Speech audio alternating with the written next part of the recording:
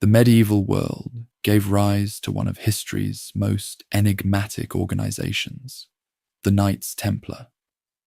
Born from the tumultuous aftermath of the First Crusade, this military order began as a small band of knights dedicated to protecting pilgrims on the dangerous roads to Jerusalem. Their evolution from humble protectors to an unprecedented power that influenced kings and popes represents one of the most remarkable institutional transformations of the Middle Ages. These warrior monks operated with remarkable autonomy, answering directly to the Pope and transcending traditional feudal obligations. Their distinctive white mantles with red crosses became symbols recognized across Europe and the Middle East, inspiring both reverence and fear. Within decades, they developed from a small protective brotherhood into a sophisticated organization, combining military excellence with revolutionary financial practices. The history of this order spans nearly 2 centuries, from 1119 to 1312 AD, intersecting with the Crusades, the development of early banking systems, and the shifting power dynamics between medieval Europe and the Islamic world.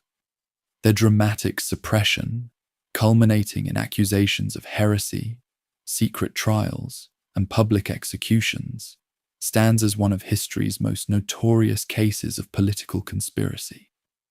What makes the Templar story particularly compelling is how it embodies the contradictions of medieval Christianity. Warrior monks who took vows of poverty while amassing great wealth, religious men who engaged in diplomacy with Muslim leaders, and defenders of Christendom whose greatest enemies ultimately proved to be the very European powers they had long served. The year 1119 AD saw 9 French knights present themselves before King Baldwin II of Jerusalem with an unprecedented proposal for a new type of religious order. This moment marked the beginning of an institution that would reshape medieval politics, finance, and warfare, the poor fellow soldiers of Christ and of the Temple of Solomon. The world that gave birth to the Knights Templar was one of profound transformation. As the 11th century drew to a close, Europe stood at a crossroads of faith, power, and ambition. To understand the emergence of this revolutionary military order, one must first comprehend the complex landscape from which it arose, a continent defined by feudalism, a powerful church, and a growing fascination with the Holy Land. Medieval European society operated under the feudal system, a hierarchical structure binding individuals through mutual obligations of service and protection. At its apex stood monarchs whose actual power often proved limited in practice.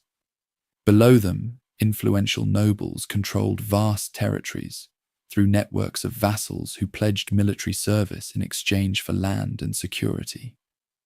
This fragmented political landscape created a patchwork of competing interests across the continent, with violence and territorial disputes marking everyday life.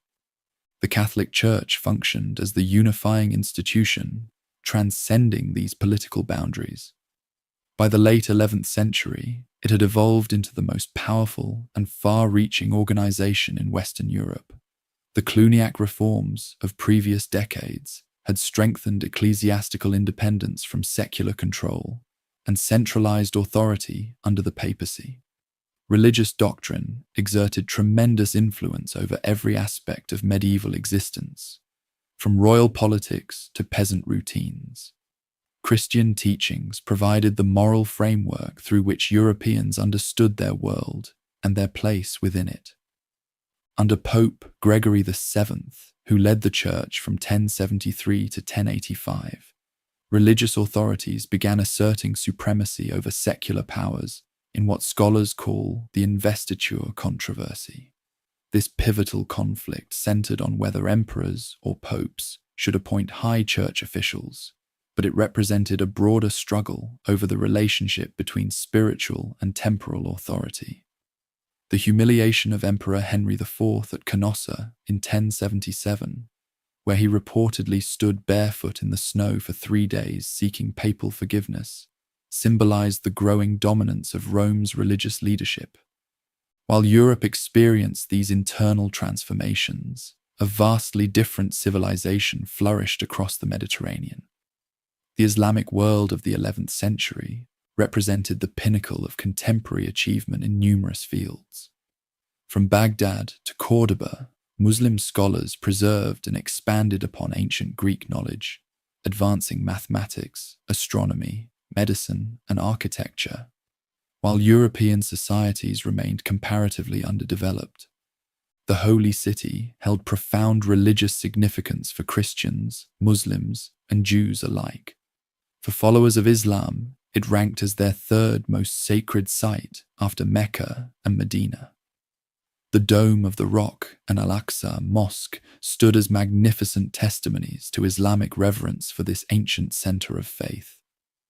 Since the 7th century conquest by Caliph Umar, successive Muslim rulers had generally permitted Christian pilgrims access to sacred locations, though conditions varied under different administrations. By the mid-11th century, control of the Holy Land had passed to the Fatimid Caliphate of Egypt. However, regional stability deteriorated as the Seljuk Turks, recent converts to Islam, expanded their territory through military conquest. Their victory over Byzantine forces at Manzikert in 1071 dealt a devastating blow to the Eastern Roman Empire and dramatically altered the balance of power throughout the region. The Seljuk advance threatened established pilgrimage routes and intensified Western concern about access to sacred sites. For centuries, European Christians had undertaken arduous journeys to Palestine as acts of profound devotion. These pilgrimages represented both spiritual quests and forms of penance, with many believing that prayers offered at sacred locations provided special grace and forgiveness of sins. By the late 11th century, these religious journeys had grown increasingly perilous. Travelers faced not only natural hazards, disease, starvation, harsh weather, but also the constant threat of bandit attacks, particularly dangerous for vulnerable pilgrims carrying valuable offerings for holy shrines. Reports of mistreatment of Christian pilgrims, whether exaggerated or accurate, circulated throughout Europe.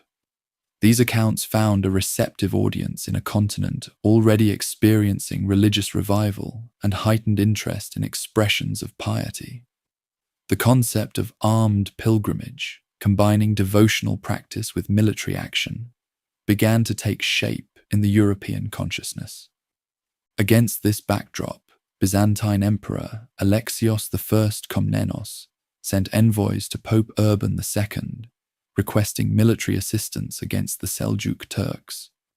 While primarily concerned with reclaiming lost Byzantine territory, this appeal provided the catalyst for a much larger movement. At the Council of Clermont in November 1095, the Pope delivered a speech that would alter the course of history. Urban's address masterfully blended religious fervor with political calculation. He called upon Christian warriors to cease fighting among themselves and instead direct their martial energies toward reclaiming the holy city. Deus vult, God wills it, became the rallying cry as thousands took up the cross, sewing it onto their garments as a symbol of their sacred vow to liberate Christ's birthplace. The pontiff offered significant spiritual incentives for participation, a plenary indulgence promising remission of all temporal punishment for sin.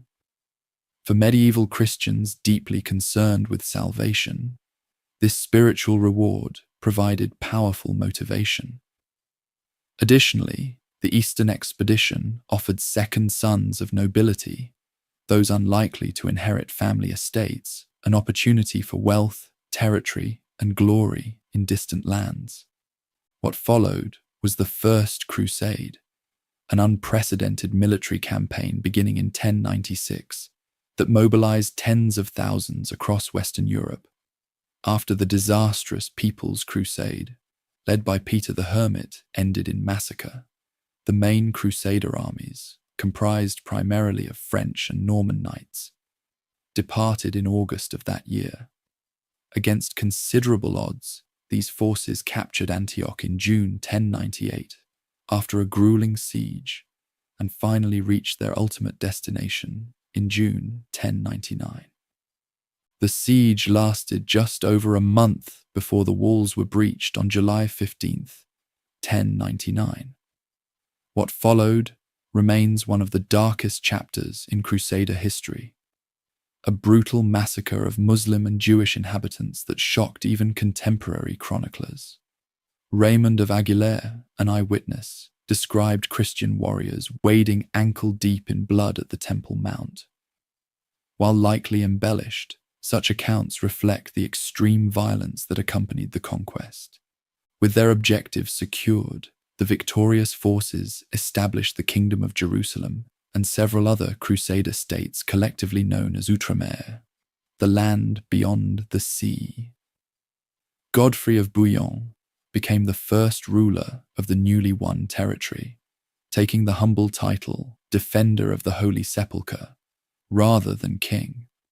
After his death in 1100, his brother Baldwin I accepted the crown, beginning a dynasty that would govern the sacred city for nearly 9 decades. This remarkable victory, however, created substantial challenges. Most crusaders returned to Europe after fulfilling their religious vows, leaving the newly established Christian states severely undermanned. The remaining European population, a minority ruling over a predominantly Muslim populace, controlled only major urban centers and strategic routes, not the surrounding countryside. Their survival depended on maintaining secure connections to Europe for reinforcements, supplies, and new settlers. This tenuous situation made travel between coastal ports and inland holy sites exceedingly hazardous. Local hostile forces continued to control much of the surrounding territory, while bandits specifically targeted religious travelers along these vulnerable pathways. Christian pilgrims, having already endured arduous journeys across land and sea, frequently became victims of violence before reaching their sacred destinations. It was amid these perilous conditions that a French knight named Hugues de Payens conceived a radical solution, a religious order dedicated specifically to armed protection of pilgrims. In 1119, merely 20 years after the First Crusade's success, he and 8 fellow knights took solemn vows before Patriarch Warmond and King Baldwin II, establishing the poor fellow soldiers of Christ and of the Temple of Solomon, the embryonic brotherhood that would develop into the legendary military order that transformed medieval society. In the early years of the 12th century, as Christian pilgrims continued to face deadly perils on their journeys to sacred sites, Hugues de Payens emerged as a man of vision and determination. A French knight from Champagne with battle experience from the First Crusade, he recognized that the newly established Kingdom of Jerusalem faced a critical vulnerability: its inability to protect the faithful who traveled across its territories. Motivated by both religious devotion and practical concern, Hugues gathered 8 fellow knights who shared his vision. Historical records preserve some of their names: Godfrey de Saint-Omer, Payen de Montdidier, Archambault de Saint-Amand, André de Montbard, Geoffrey Bissol, and Gondomar. These men represented the flower of European knighthood, trained warriors who had mastered the arts of mounted combat and possessed considerable battlefield experience. What distinguished their enterprise from typical knightly endeavors was its spiritual dimension. In a solemn ceremony before King Baldwin II and Patriarch Warmond, these 9 knights took monastic vows of poverty, chastity, and obedience, an unprecedented combination of religious dedication and martial prowess. They pledged themselves to a mission unlike any previously conceived: armed protection of vulnerable pilgrims traveling the dangerous roads between the coastal port of Jaffa and the inland holy sites. Their timing proved fortunate. King Baldwin II recognized the potential value of such a dedicated protective force. The young kingdom faced constant threats from surrounding Muslim territories, and its limited military resources were stretched thin defending urban centers and strategic fortifications. A mobile force specifically tasked with securing travel routes addressed a critical need that royal forces could not adequately meet. In a gesture that would prove historically significant, Baldwin granted the nascent Brotherhood quarters on the Temple Mount, in a wing of his royal palace adjacent to the Al-Aqsa Mosque. This location held profound symbolic importance. Built upon the ruins of what Christians believed to be Solomon's temple, it represented the spiritual heart of the holy city.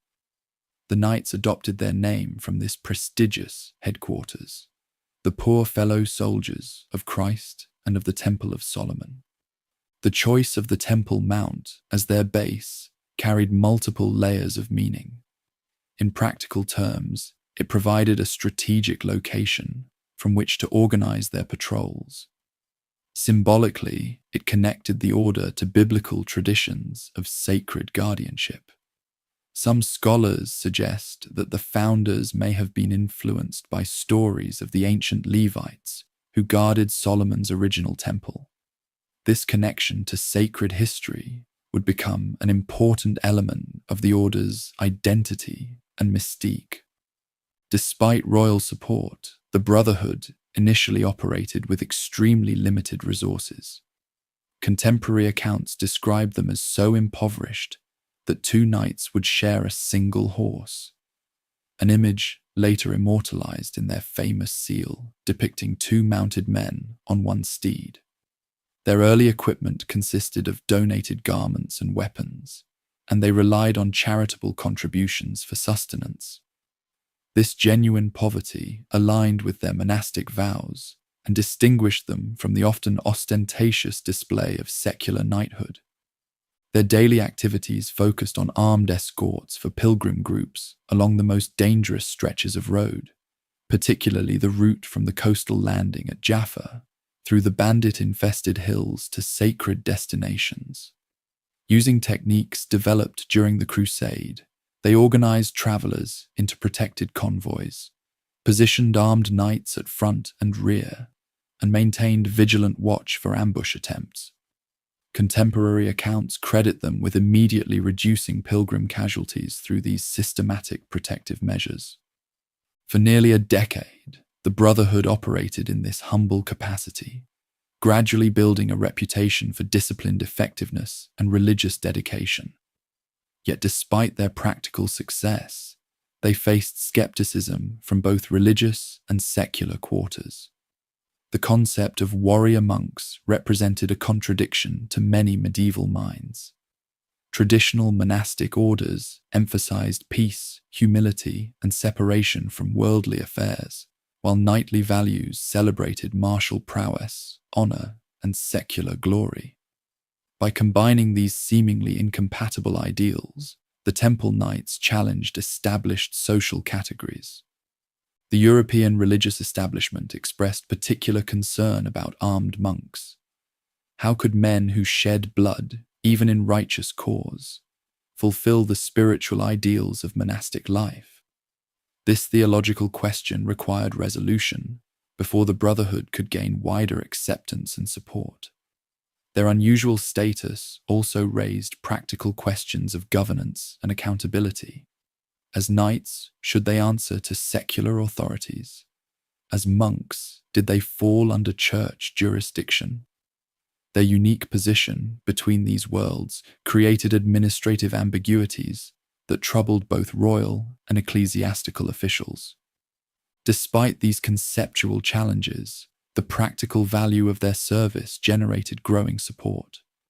Additional knights, inspired by their example, sought to join their ranks. Pilgrims who had benefited from their protection spread word of their effectiveness throughout Christendom. Their distinctive appearance, initially distinguished only by simple white mantles symbolizing their purity of purpose, became recognized along the roads of the Holy Land.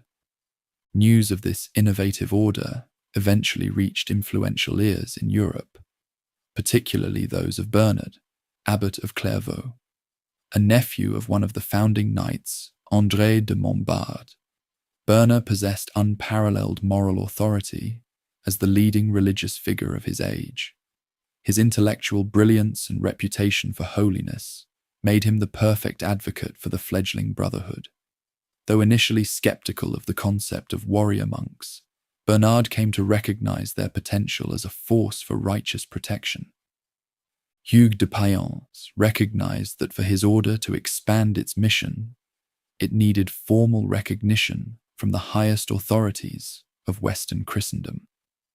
Around 1127, nearly a decade after the order's founding, he led a small delegation to Europe, seeking papal approval and additional recruits. This journey would transform the modest brotherhood into something far more significant than its founders likely envisioned. The timing of this European mission coincided with mounting concerns about the security of the Crusader states. Military setbacks had highlighted the precarious position of Christian territories in the East, generating renewed interest in supporting their defense. Hugues skillfully presented his order as part of the solution to this pressing problem. Dedicated warriors who combined religious discipline with military effectiveness, traveling through France, England, Scotland, and Flanders, Hugues attracted significant attention from nobility impressed by the order's mission. His most important audience came at the Council of Troyes in January 1129, where an assembly of ecclesiastical authorities gathered to consider the brotherhood's status. Here, with Bernard of Clairvaux's powerful advocacy, the poor fellow soldiers received formal recognition from the Church. This council marked a crucial turning point in the order's development. With Bernard's guidance, a formal rule was established for the brotherhood, drawing from the Benedictine and Cistercian traditions, but adapted to their unique military mission. This document codified both their spiritual obligations and their martial responsibilities, providing the structural framework for institutional growth. Bernard further legitimized their mission by composing a treatise titled In Praise of the New Knighthood, a theological justification for armed monks that resolved many of the religious concerns about their dual nature. The rule established a clear organizational hierarchy with the Grand Master at its head, supported by various officers including the seneschal, marshal, and draper. It prescribed daily religious observances alongside military training, creating a structured life that balanced spiritual and martial duties. It also established strict behavioral codes. Knights were forbidden from hunting for sport, gambling, or engaging with women, even female relatives. Their appearance was regulated down to the length of their hair and beards, creating a distinctly austere image that visually separated them from secular knights. Following this official recognition, Pope Honorius II placed the order directly under papal authority, exempting them from obligations to local bishops and secular rulers.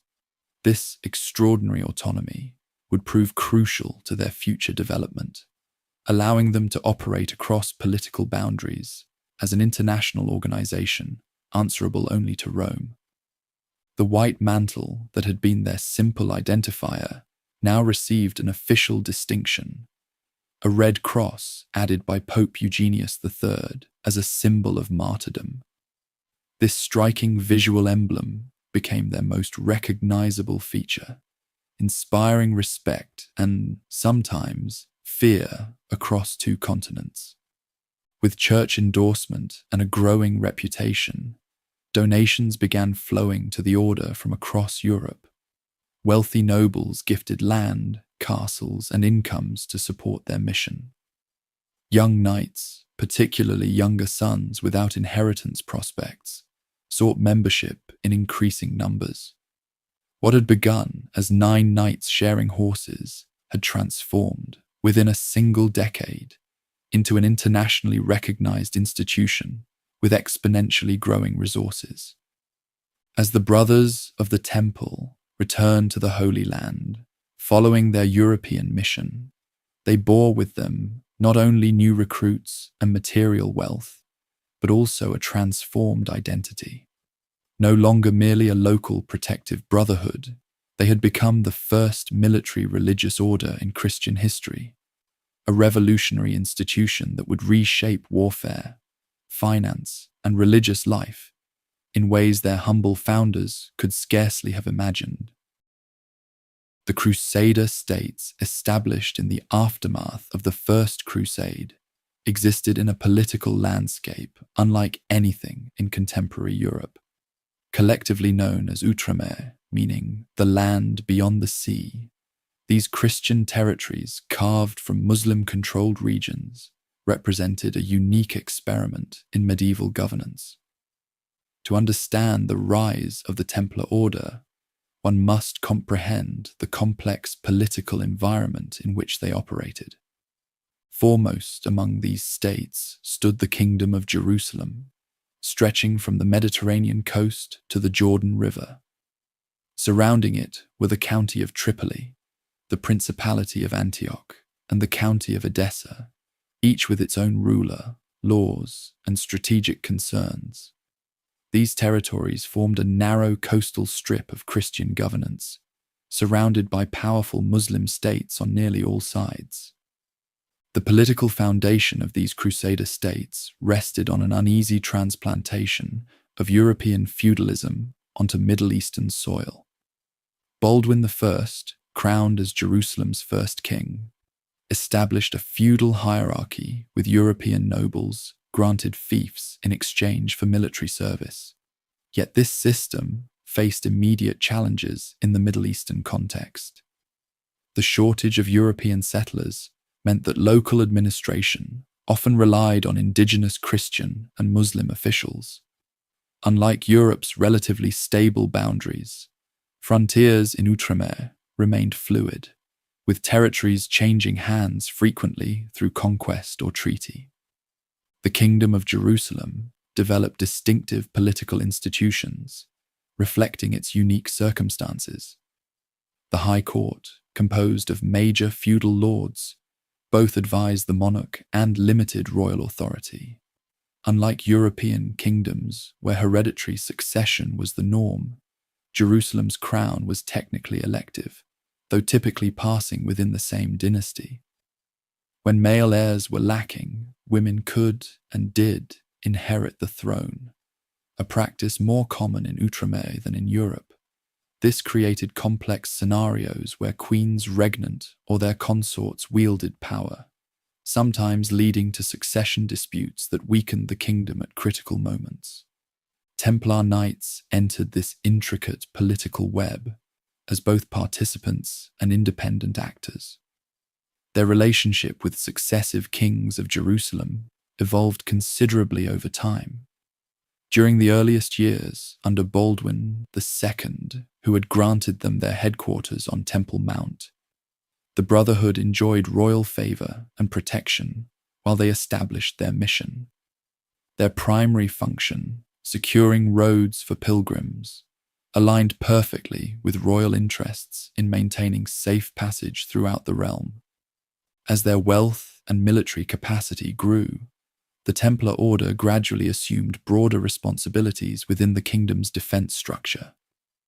By mid-century, they had begun constructing and garrisoning strategic castles along vulnerable frontiers. This development transformed them from a supplementary security force into essential military infrastructure. Kings increasingly relied on Templar strongholds to extend royal authority into regions where direct crown control remained tenuous.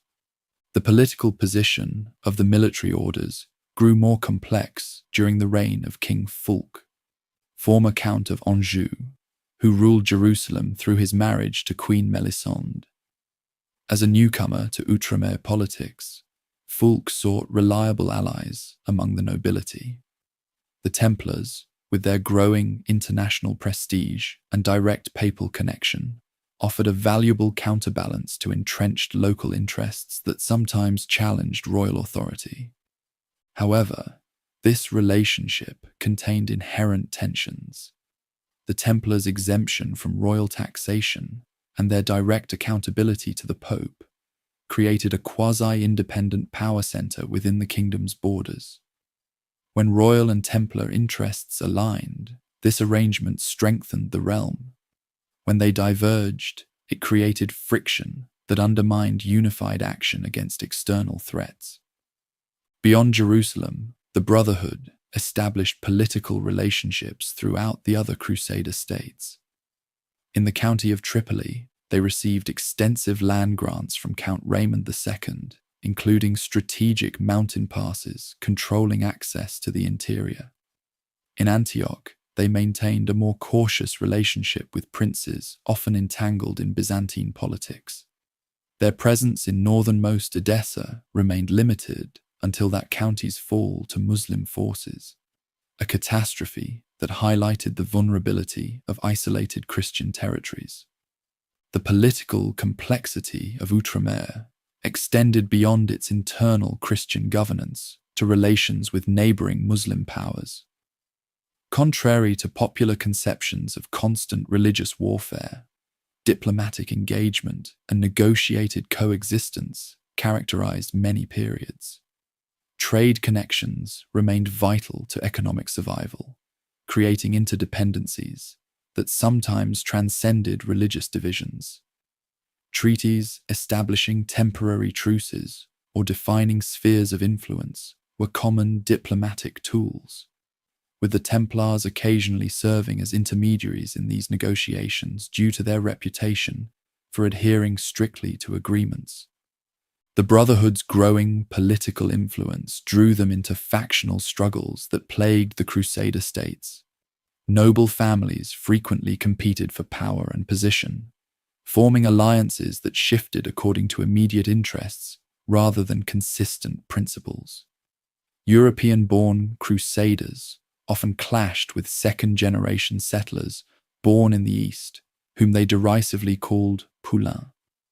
These locally born Franks had developed different perspectives on coexistence with Muslim neighbors, sometimes advocating accommodation policies that newcomers viewed as compromising Christian interests.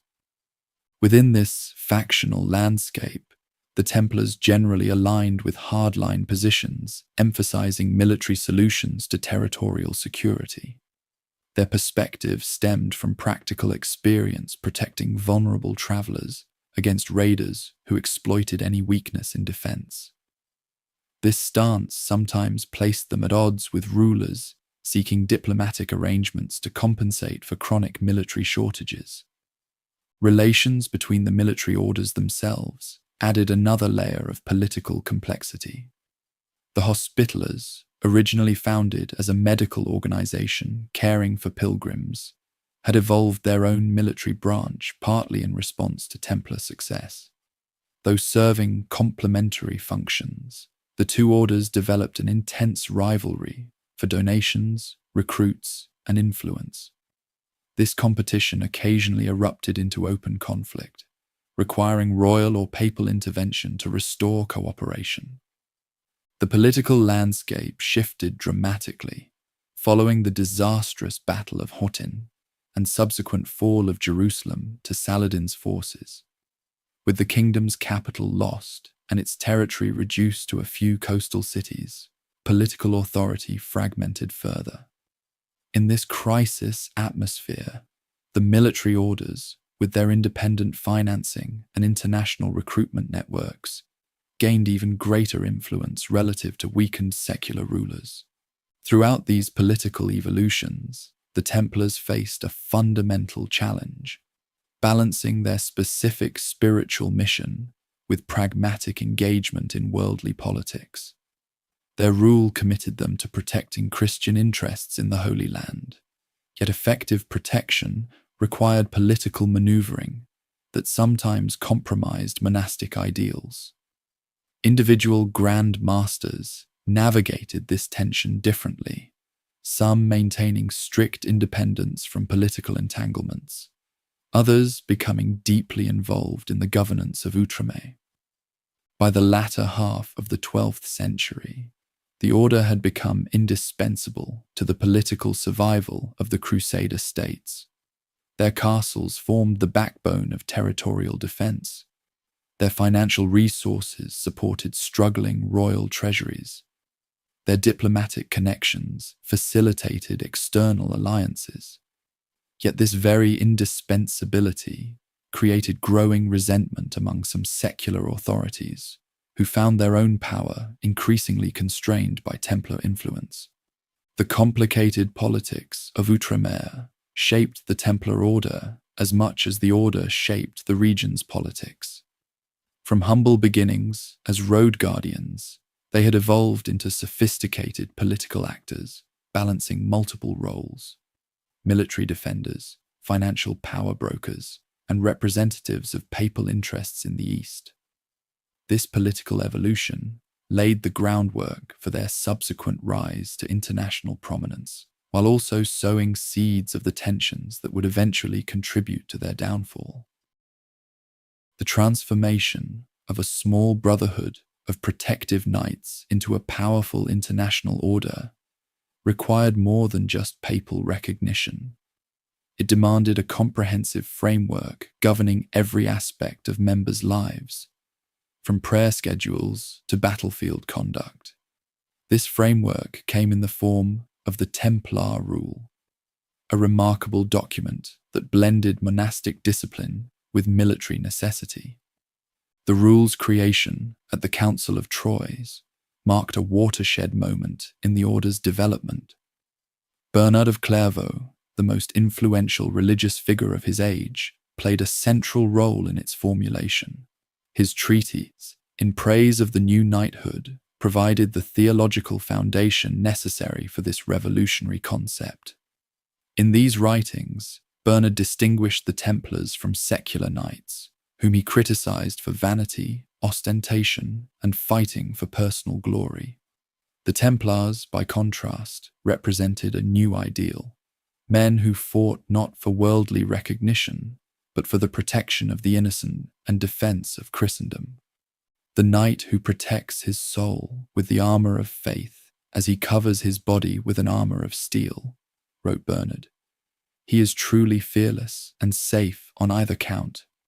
Having his body protected by armor of steel and his soul by armor of faith, he fears neither demons nor men. This powerful endorsement from such a revered figure silenced many critics who had questioned whether warfare and monastic life could coexist. The original Latin rule consisted of 72 articles establishing the spiritual and organizational foundation of the order. Over subsequent decades, it expanded significantly, with additional sections addressing specific situations and adding nuance to its regulations. The document covered everything from daily prayer requirements to proper horseback riding techniques, creating a comprehensive guide for Templar life.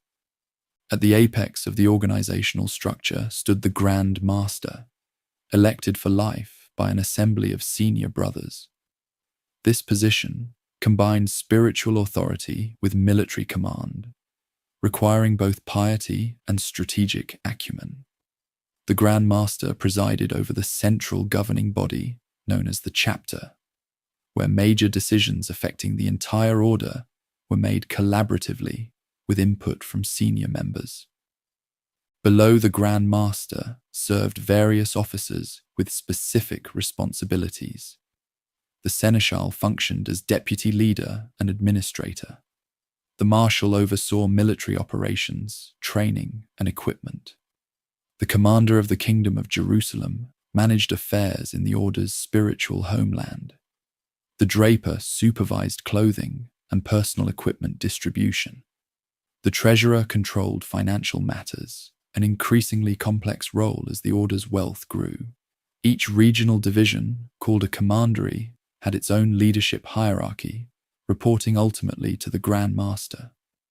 This sophisticated administrative structure enabled effective management across vast geographical distances at a time when communication typically moved at the speed of horseback. While the Grand Master maintained ultimate authority, practical necessity required substantial autonomy for regional commanders who might wait months for instructions from headquarters. Beyond organizational structure, the rule established a distinct class system within the order. Full Knight brothers, who came exclusively from noble backgrounds, formed the elite military corps. Sergeant brothers, drawn from non-noble origins, served in supporting combat roles and managed many administrative functions. Chaplain brothers, ordained priests, attended to the spiritual needs of members. Serving brothers handled essential services from blacksmithing to cooking. This hierarchical arrangement reflected medieval social divisions, while creating a functional system where each member understood his specific responsibilities. Daily life, under the rule, followed a disciplined schedule, balancing religious observance with military duties. Brothers rose before dawn for prayers, attended multiple religious services throughout the day, and maintained regular periods of silence. Between these spiritual obligations, knights trained in combat techniques, cared for horses and equipment, and performed assigned duties. This rigorous routine created the disciplined force that distinguished Templar knights on the battlefield.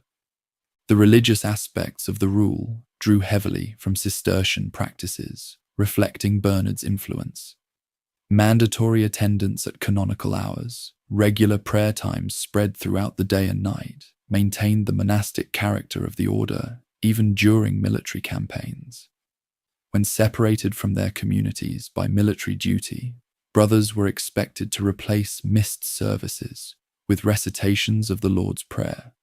Vows of personal poverty, chastity, and obedience formed the cornerstone of Templar spiritual life. Unlike traditional monks, however, the order itself could and did accumulate substantial wealth for its institutional mission. Individual members renounced all personal possessions upon joining. A knight could own neither money nor property, and received standardized clothing and equipment from the order's stores. Even receiving gifts without permission from superiors constituted a serious violation of the rule. The vow of chastity extended beyond sexual abstinence to encompass broader concepts of moral purity. Knights were forbidden from kissing any woman, including mothers and sisters. They could not be alone with females, share water for hand-washing with them, or even accept personal care from them when ill. These strict prohibitions aimed to eliminate temptations and maintain the Brotherhood's spiritual focus. Obedience constituted perhaps the most critical vow for a military order. On the battlefield, hesitation or independent action could prove fatal to an entire unit. The rule demanded immediate compliance with orders from superiors, creating the disciplined force that made Templar units exceptionally effective in combat. This absolute obedience extended to all aspects of daily life, with members surrendering personal autonomy for the collective mission. Diet, clothing, and personal appearance fell under strict regulation. Meals consisted primarily of vegetable dishes, with meat permitted only 3 times weekly. Brothers ate in silence while listening to scriptural readings, maintaining the contemplative atmosphere of traditional monasteries, even while preparing for warfare. The distinctive white mantle marked full knights, while sergeant brothers wore brown or black garments, all bearing the red cross after papal authorization of this symbol. Personal grooming requirements reflected both practical military considerations and spiritual symbolism. Regular haircuts prevented long hair from hampering vision in battle, while neatly trimmed beards distinguished the brothers from fashionable secular knights who often went clean-shaven. These regulations created a visually distinctive force immediately recognizable on medieval battlefields. Discipline within the order relied on a graduated system of penances for infractions. Minor violations might result in temporary meal restrictions or additional prayers. Moderate offences could lead to flogging or isolation from the community. The most serious transgressions, especially those threatening the order's reputation or mission, resulted in expulsion, effectively ending a knight's career and identity. The rule addressed battlefield conduct in considerable detail, balancing strategic flexibility with ethical constraints. Knights received strict instructions never to retreat unless outnumbered by at least 3-1, establishing the fearsome reputation for standing firm that made them valuable in crusader armies. Discipline in combat formation was paramount. No brother could charge ahead independently, even when victory seemed certain without permission from commanders. Perhaps most remarkably for its era, the rule included provisions for treating captives humanely and honoring truces with Muslim forces. While committed to defending Christian territories, the order recognized practical necessities of coexistence in frontier regions. This pragmatic approach sometimes created tension, with crusade leaders advocating more absolute positions against Muslim neighbors. As the order expanded geographically, the rule adapted to diverse conditions across Europe and the Near East. European commanderies, far from battlefield pressures, emphasized economic productivity and recruitment. Eastern preceptories focused on military readiness and defensive infrastructure. This flexibility allowed the order to maintain its essential character while adjusting to regional circumstances. The Templar rule's comprehensive nature made it a revolutionary document in medieval institutional history. By successfully integrating seemingly contradictory vocations, monk and warrior, it created a new model that other military orders would emulate. The Hospitallers developed their own military branch with similar regulations, while the Teutonic Knights adopted many Templar organizational structures. Beyond its immediate application, the rule reflected deeper currents in medieval religious thought. Its emphasis on purposeful action, rather than contemplative withdrawal, aligned with broader reforms emphasizing practical Christianity engaged with worldly problems. The Templar Knight, fighting for righteous cause rather than personal glory, embodied an ideal of sanctified violence that helped reconcile Christian teachings with the violent realities of medieval society. For nearly 2 centuries, this remarkable document guided one of history's most distinctive organizations. Its balance of spiritual discipline with military effectiveness created the foundation for the Templars' rise to unprecedented power and influence across medieval Europe and the Near East. Through careful regulation of every aspect of members' lives, the rule transformed individual knights into components of an institutional juggernaut that would reshape medieval history. Following their official recognition at the Council of Troyes, the Templar Order experienced a period of extraordinary expansion that transformed them from a small protective brotherhood into one of the most powerful institutions in medieval Europe. This remarkable ascent rested on several interconnected factors: strategic land acquisition, military innovation, royal patronage, and an organizational structure that transcended political boundaries. Throughout Europe, noble families competed to support the order with generous donations. Whether motivated by genuine religious devotion or seeking spiritual merit to offset worldly sins, lords across the continent gifted extensive properties to the Brotherhood. A typical charter from this period reads, "I, Count Raymond, grant to God and the Knights of the Temple, the castle of Barbera, with all its lands and rights, for the salvation of my soul and those of my parents." Thousands of similar bequests accumulated rapidly, creating a vast network of Templar holdings stretching from Scotland to the Mediterranean. These properties took various forms, reflecting the diverse economies of medieval Europe. Agricultural estates provided sustainable income through rents and produce. Urban buildings in growing commercial centres generated steady revenue streams. Carefully situated castles controlled important trade routes and reinforced the order's military presence. Each donation, regardless of size, contributed to an expanding economic foundation that supported their core mission in the Holy Land. The management of this rapidly growing portfolio required sophisticated administrative systems. Local commanderies, each under the authority of a preceptor, operated as semi-autonomous units responsible for maximizing the productivity of regional holdings. A percentage of all revenues flowed eastward to support frontier operations, creating a continuous transfer of European resources to Outremer.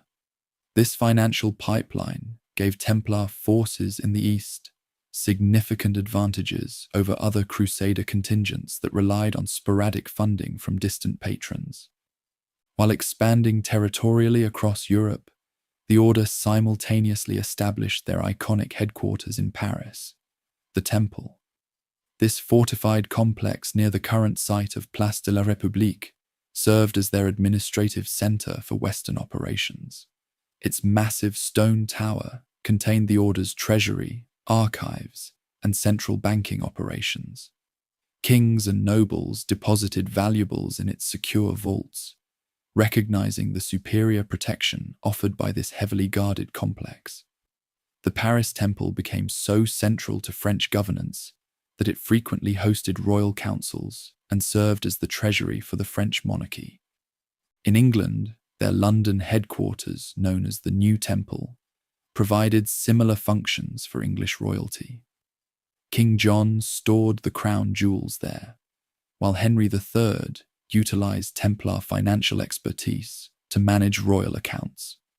Across Europe, Templar preceptories became integral to local economic and political systems, transforming the order from foreign visitors into essential institutional infrastructure. The strategic value of the Brotherhood extended beyond their economic contributions. Their castles occupied critical defensive positions throughout Christian territories, forming a network of fortifications that complemented royal defensive systems. In the Holy Land, Templar strongholds like Château Pèlerin stood as imposing symbols of Christian military power, controlling key routes and providing secure bases for operations against hostile forces. Castle architecture under Templar direction reflected sophisticated military engineering principles, some adapted from Byzantine and Muslim examples. Concentric defensive rings, carefully designed killing zones, and arrow slits positioned for maximum coverage demonstrated their practical approach to defensive design. Their fortresses pioneered innovations like bent entranceways that prevented battering rams from building momentum and murder holes, allowing defenders to attack enemies who breached the outer defenses. Regional differences in castle construction illustrated the order's adaptability to varied environments. In desert regions, water conservation, features like massive cisterns received primary emphasis. Mountain castles incorporated natural terrain into their defensive systems. Coastal fortifications included facilities for naval support. This pragmatic approach to military architecture, emphasizing function over display, typified the Templar methodology in all operational aspects.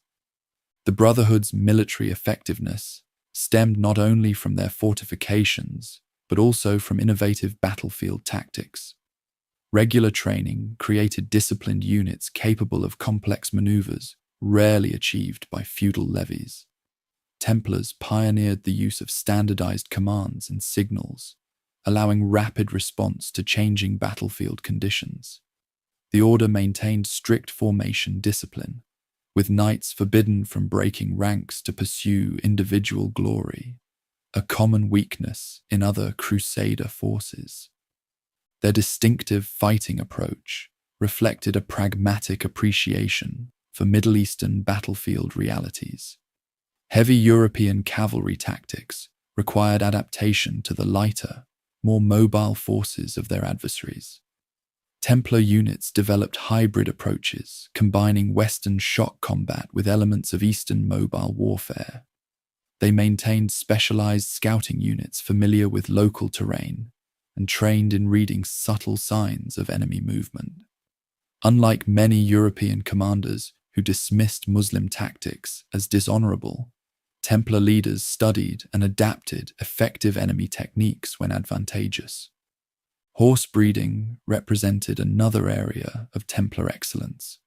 The order maintained extensive stud farms dedicated to producing war horses with the specific characteristics needed for armored combat in Middle Eastern conditions. These animals required not just size and strength, but also heat tolerance and sustainable endurance. Templars crossbred European destriers with Arabian stock, creating mounts particularly suited to their operational environment. Their expertise became so renowned that European nobles sought Templar advice on improving their own breeding programs. The Second Crusade offered the first major opportunity for Templars to demonstrate their expanding capabilities. When European armies under Louis VII of France and Conrad III of Germany marched east, Templar contingents provided critical support services. Their knowledge of local conditions, superior logistics, and disciplined forces stood in stark contrast to the disorganized main Crusader armies. After the Crusade's failure, many blamed poor planning and leadership rather than Templar contributions, enhancing rather than diminishing the order's reputation. Throughout subsequent decades, the Brotherhood continued expanding their military involvement in defending the Crusader states. By the mid-12th century, they had grown from auxiliary escorts into an essential component of frontline defense. Their role in the Battle of Montgisard, where a significantly outnumbered Crusader force defeated Saladin's army, cemented their reputation for battlefield effectiveness. Contemporary chroniclers credited Templar discipline with maintaining formation cohesion at critical moments during this improbable victory. Their military evolution reflected the influential leadership of successive grandmasters, particularly André de Montbard, the fifth to hold this office. Uncle to Bernard of Clairvaux and one of the order's founding knights, André combined spiritual authority with practical military experience. During his leadership, the Brotherhood refined their distinctive combination of monastic discipline and martial effectiveness. His personal connections to prominent European nobles facilitated donations that significantly expanded their resource base. Under his guidance, the order developed standardized training methods that transformed recruits from diverse backgrounds into a cohesive fighting force. Unlike haphazard training typical in feudal armies, Templar knights underwent systematic preparation, emphasizing specific skills required for their unique mission. Combat techniques, horsemanship, and formation maneuvers received equal emphasis alongside spiritual instruction, creating warriors whose battlefield discipline stemmed directly from religious commitment. While the Templars' military contributions received the most attention from contemporary chroniclers, their logistical innovations proved equally significant. The order developed sophisticated supply systems maintaining secure routes between their Mediterranean ports and inland garrisons. They constructed specialized storage facilities for preserving food in desert heat and established relay stations ensuring fresh mounts for messengers carrying time-sensitive information. These unglamorous but essential capabilities allowed sustained operations in environments that regularly defeated other Crusader forces through attrition and supply failure. Their engineering corps became renowned for rapid bridge construction, siege engine design, and water management in arid regions. When Crusader armies required specialized equipment for particular campaigns, Templar workshops frequently provided both the expertise and materials. Their practical approach favored effectiveness over tradition, willingly adopting techniques from Byzantine and Muslim engineers when these offered advantages over European methods. By the latter half of the 12th century, the order had achieved unprecedented status within European society. Kings sought their military advice, nobles emulated their organizational methods, and commoners viewed them with a mixture of awe and mystique. Their distinctive white mantles marked with red crosses had become recognized symbols of Christian military power from Scotland to Syria. The humble brotherhood, founded to protect pilgrims, had evolved into an international institution, wielding influence at the highest levels of medieval society. This meteoric rise contained inherent contradictions that would eventually contribute to their downfall.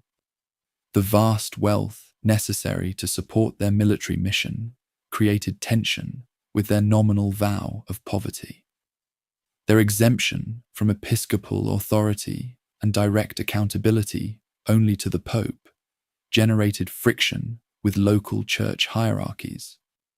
Their international structure transcending political boundaries sometimes placed them at odds with emerging nation-states increasingly assertive about sovereignty within their territories. Yet during their ascendant period, these contradictions remained manageable through careful diplomacy and the demonstrable value of their services. The order's pragmatic leadership generally maintained sufficient political awareness to navigate complex relationships with diverse patrons. Their strict internal discipline minimized scandals that might damage their reputation, while their ongoing military contributions in defense of Christendom justified their special privileges in the eyes of most contemporaries. This golden age of Templar influence would eventually face its greatest challenge in the catastrophic events surrounding the fall of Jerusalem to Saladin's forces. Yet even this disaster, which fundamentally altered the crusading enterprise, would initially reinforce rather than diminish the order's importance. As secular forces proved inadequate to the defense of the Holy Land, the disciplined, well-funded military orders emerged as the most reliable bulwark against Muslim reconquest, setting the stage for the next chapter in their remarkable institutional journey. While the image of armored knights on horseback dominates popular conceptions of the Templar order, their mastery of medieval warfare extended well beyond land battles. By the mid-12th century, the Brotherhood had developed a substantial maritime presence that fundamentally altered the balance of power in the Eastern Mediterranean. This naval dimension of Templar operations represented a strategic innovation as significant as their land-based military contributions. The geographical realities of the Crusader states necessitated maritime expertise. Christian territories in the Levant depended entirely on sea connections to Europe for reinforcements, supplies, and communication. Any interruption to these maritime lifelines threatened the very survival of Outremer. Muslim naval forces understood this vulnerability and frequently targeted Christian shipping, while pirates operated from countless hidden coves along the coastline, preying on merchant vessels and pilgrim transports alike. Recognizing these challenges, the Templar leadership made a strategic decision to develop their own naval capabilities. This expansion into maritime operations began modestly with the acquisition of several merchant vessels to transport supplies from Europe to their eastern commanderies. Initial ships served primarily logistical functions, carrying horses, weapons, and recruits to support land operations. However, the Brotherhood quickly recognized that effective logistics required protected sea lanes, pushing them toward development of dedicated war galleys. The Templars established their primary naval base at the port of Acre, constructing specialized facilities for vessel maintenance and operation. Stone quays, shipyards, and warehouses formed an impressive complex that contemporary visitors described as rivaling facilities in major European ports. Additional maritime installations at Tyre, Jaffa, and several smaller harbours created a network of safe havens for Templar vessels patrolling the Levantine coast. Their fleet consisted of several vessel types, each serving specific functions within their maritime strategy. Galleys with shallow drafts proved ideal for coastal patrol and pursuit of pirate craft. Larger transport vessels called naves carried heavy cargo, including the war horses essential to Templar military operations. Specialized pilgrim ships featured reinforced decks accommodating the hundreds of travelers who journeyed to fulfill religious vows. By the height of their naval power, accounts suggest the Brotherhood maintained several dozen vessels operating throughout the Mediterranean.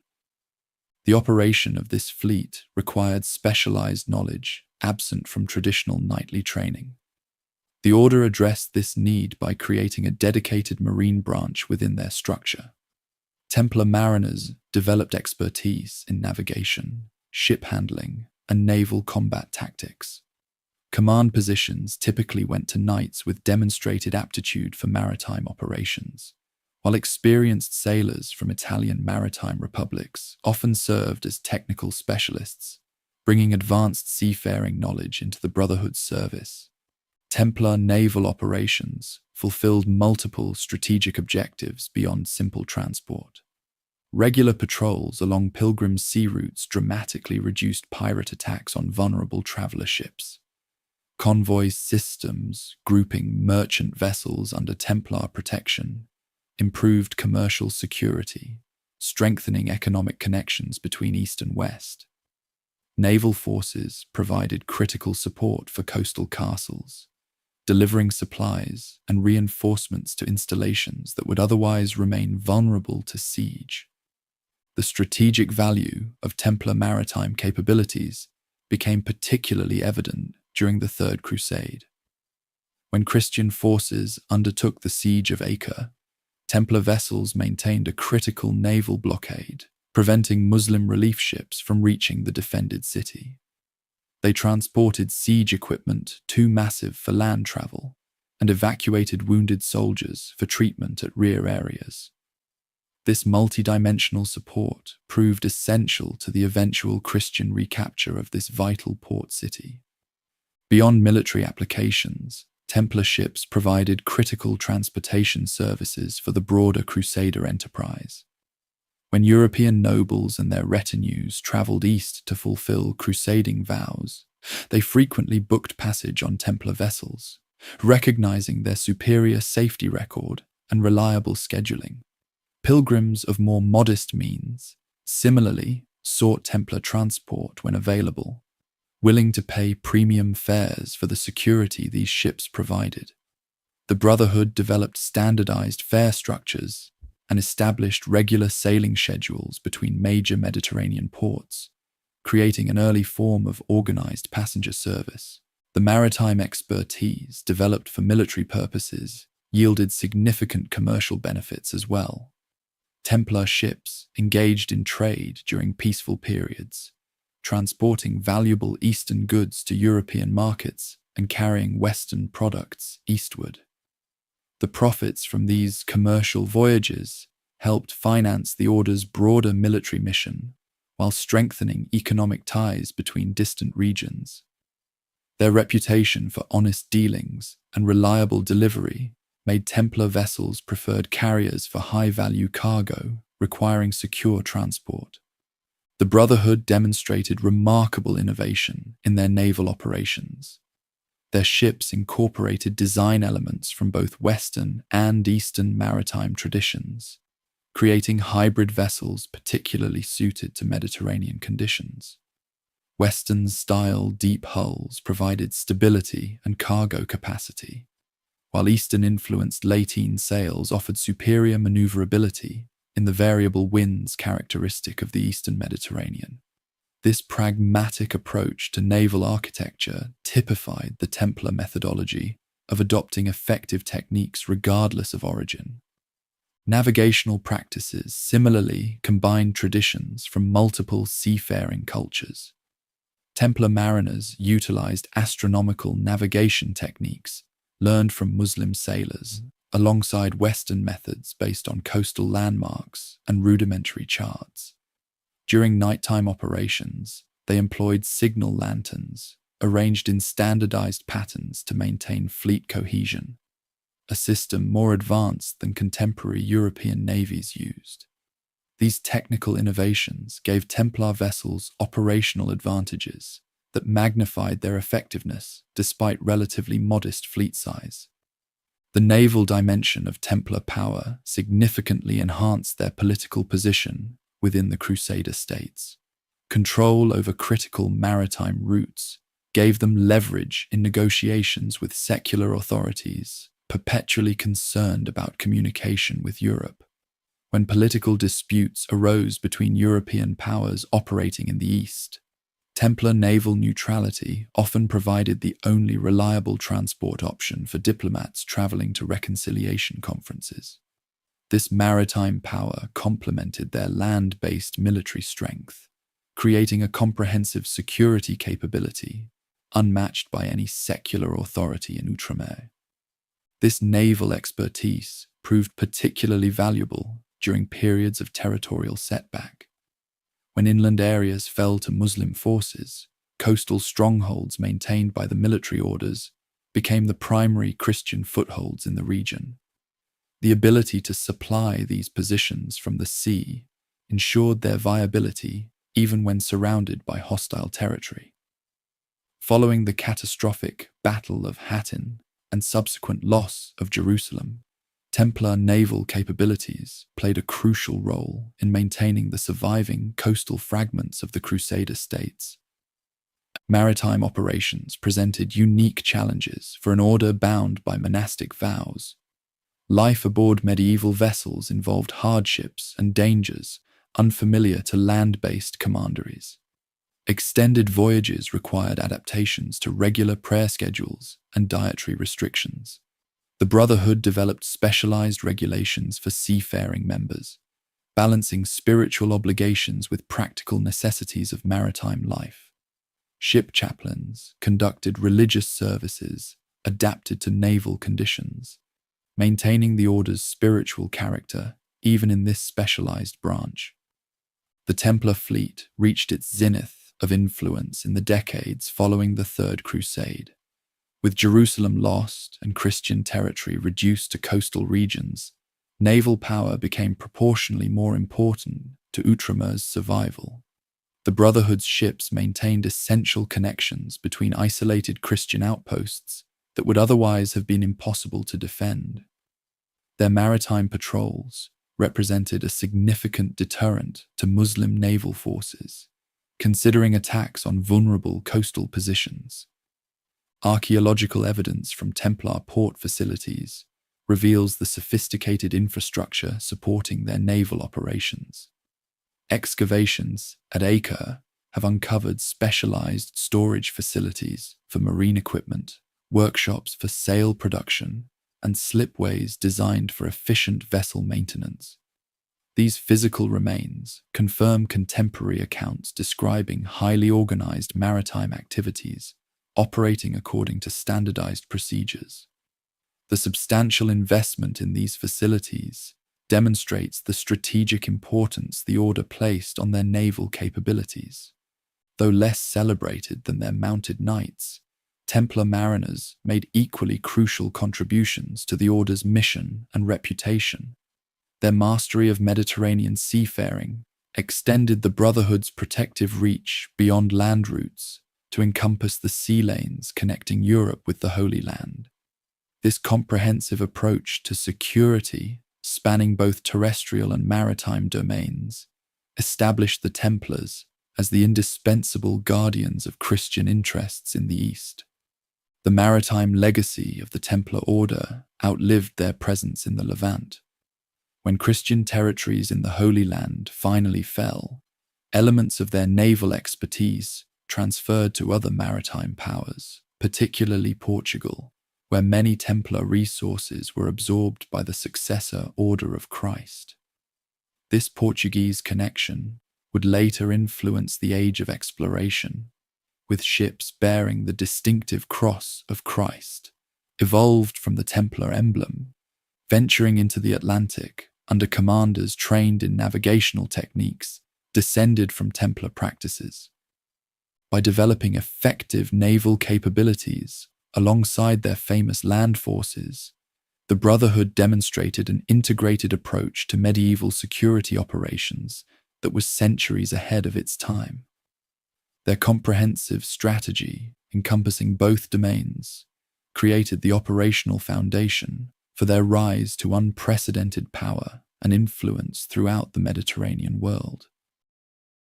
While the martial prowess of the Templar Order drew the most attention from contemporaries, their most revolutionary innovation may have been financial rather than military.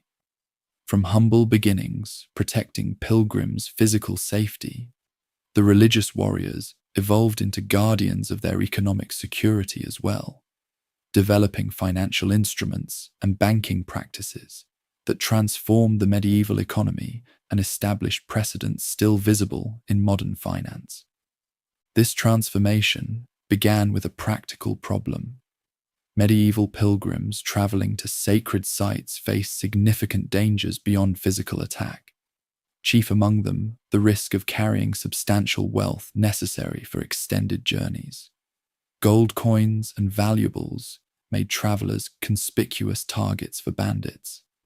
Even when successfully defended from robbery, managing currency across regions using different monetary systems posed considerable challenges for medieval travelers. Recognizing these difficulties, the knight monks developed an elegant solution that would revolutionize medieval finance. A pilgrim could deposit funds at a commandery in their home country, receiving a document encoded with symbols intelligible only to officials of the order. Upon reaching their destination, the traveler would present this document to the local establishment and receive equivalent funds in local currency, minus a modest service fee. This system, a forerunner of modern letters of credit, dramatically reduced the risks of long-distance travel while generating operational income for the military order. The practical advantages of this arrangement proved immediately apparent to merchants and nobles, as well as religious pilgrims. As commercial activity expanded in the High Middle Ages, traders eagerly embraced this secure method for transferring funds between distant markets without physically transporting valuables. The network of these warrior bankers, stretching from Scotland to Cyprus, enabled commerce on a scale previously unimaginable, helping fuel the commercial revolution transforming European economic life. Royal houses quickly recognized the utility of such services for governmental operations. Medieval kingdoms typically lacked permanent financial institutions capable of managing state resources. Royal treasuries often consisted of little more than strong boxes, following the monarch from castle to castle, creating significant security and administrative challenges. The International Brotherhood offered an attractive alternative: secure facilities managed by literate administrators with standardized accounting practices and international reach. King Louis VII of France became an early adopter of these services, following his participation in the Second Crusade, where he had witnessed the financial competence of these monastic knights firsthand. Upon returning to France, he appointed one of their members as royal treasurer and began storing crown funds in their Paris headquarters. This arrangement established a pattern other monarchs would follow, particularly in England, where King John and later Henry III developed deep financial relationships with the military order. By the early 13th century, the Paris Temple functioned effectively as the French National Treasury, with dedicated officials managing royal accounts separately from the organization's finances. The administrative infrastructure supporting these financial operations demonstrated impressive sophistication for its era. The Holy Warriors maintained standardized accounting practices across their international network, using double-entry bookkeeping methods not widely adopted in Europe until centuries later. Regular financial inspections by visiting officials from headquarters ensured adherence to these standards, creating unprecedented accountability. Their records distinguished clearly between organizational funds and client deposits, a concept of segregated accounts protecting customer assets that would later become fundamental to modern banking regulation. The financial expertise of these crusading bankers extended beyond simple deposit services to include functions recognizable as lending activities.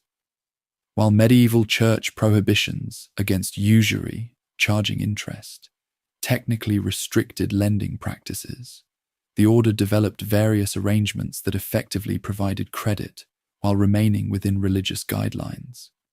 Mortgage arrangements involving property transfers, exchange rate adjustments, and strategic fees all enabled capital deployment while avoiding direct interest charges forbidden to Christians. These credit facilities proved particularly valuable to European monarchs perpetually short of funds for military campaigns and governmental operations. When King Louis IX prepared for his crusade, substantial loans from the military brotherhood financed his expedition. Henry III of England repeatedly turned to their credit to address royal financial shortfalls.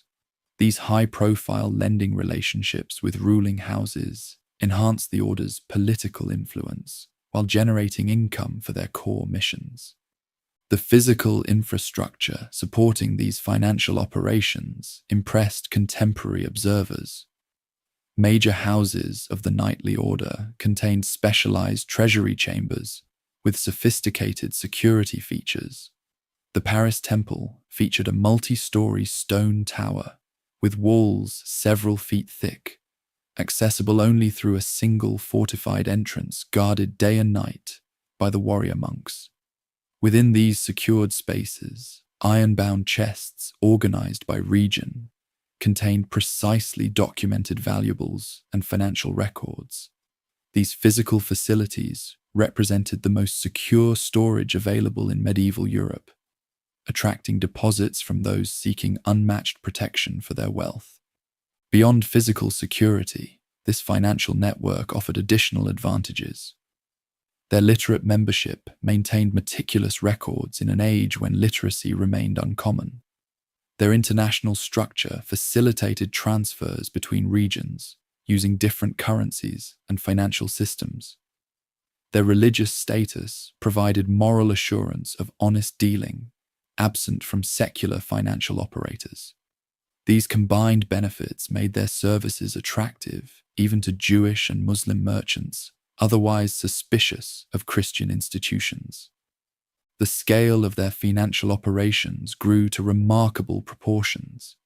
When French officials later seized the Paris headquarters, they required weeks to inventory its contents, discovering substantial deposits from nobles, merchants, religious institutions, and foreign dignitaries alongside royal treasures.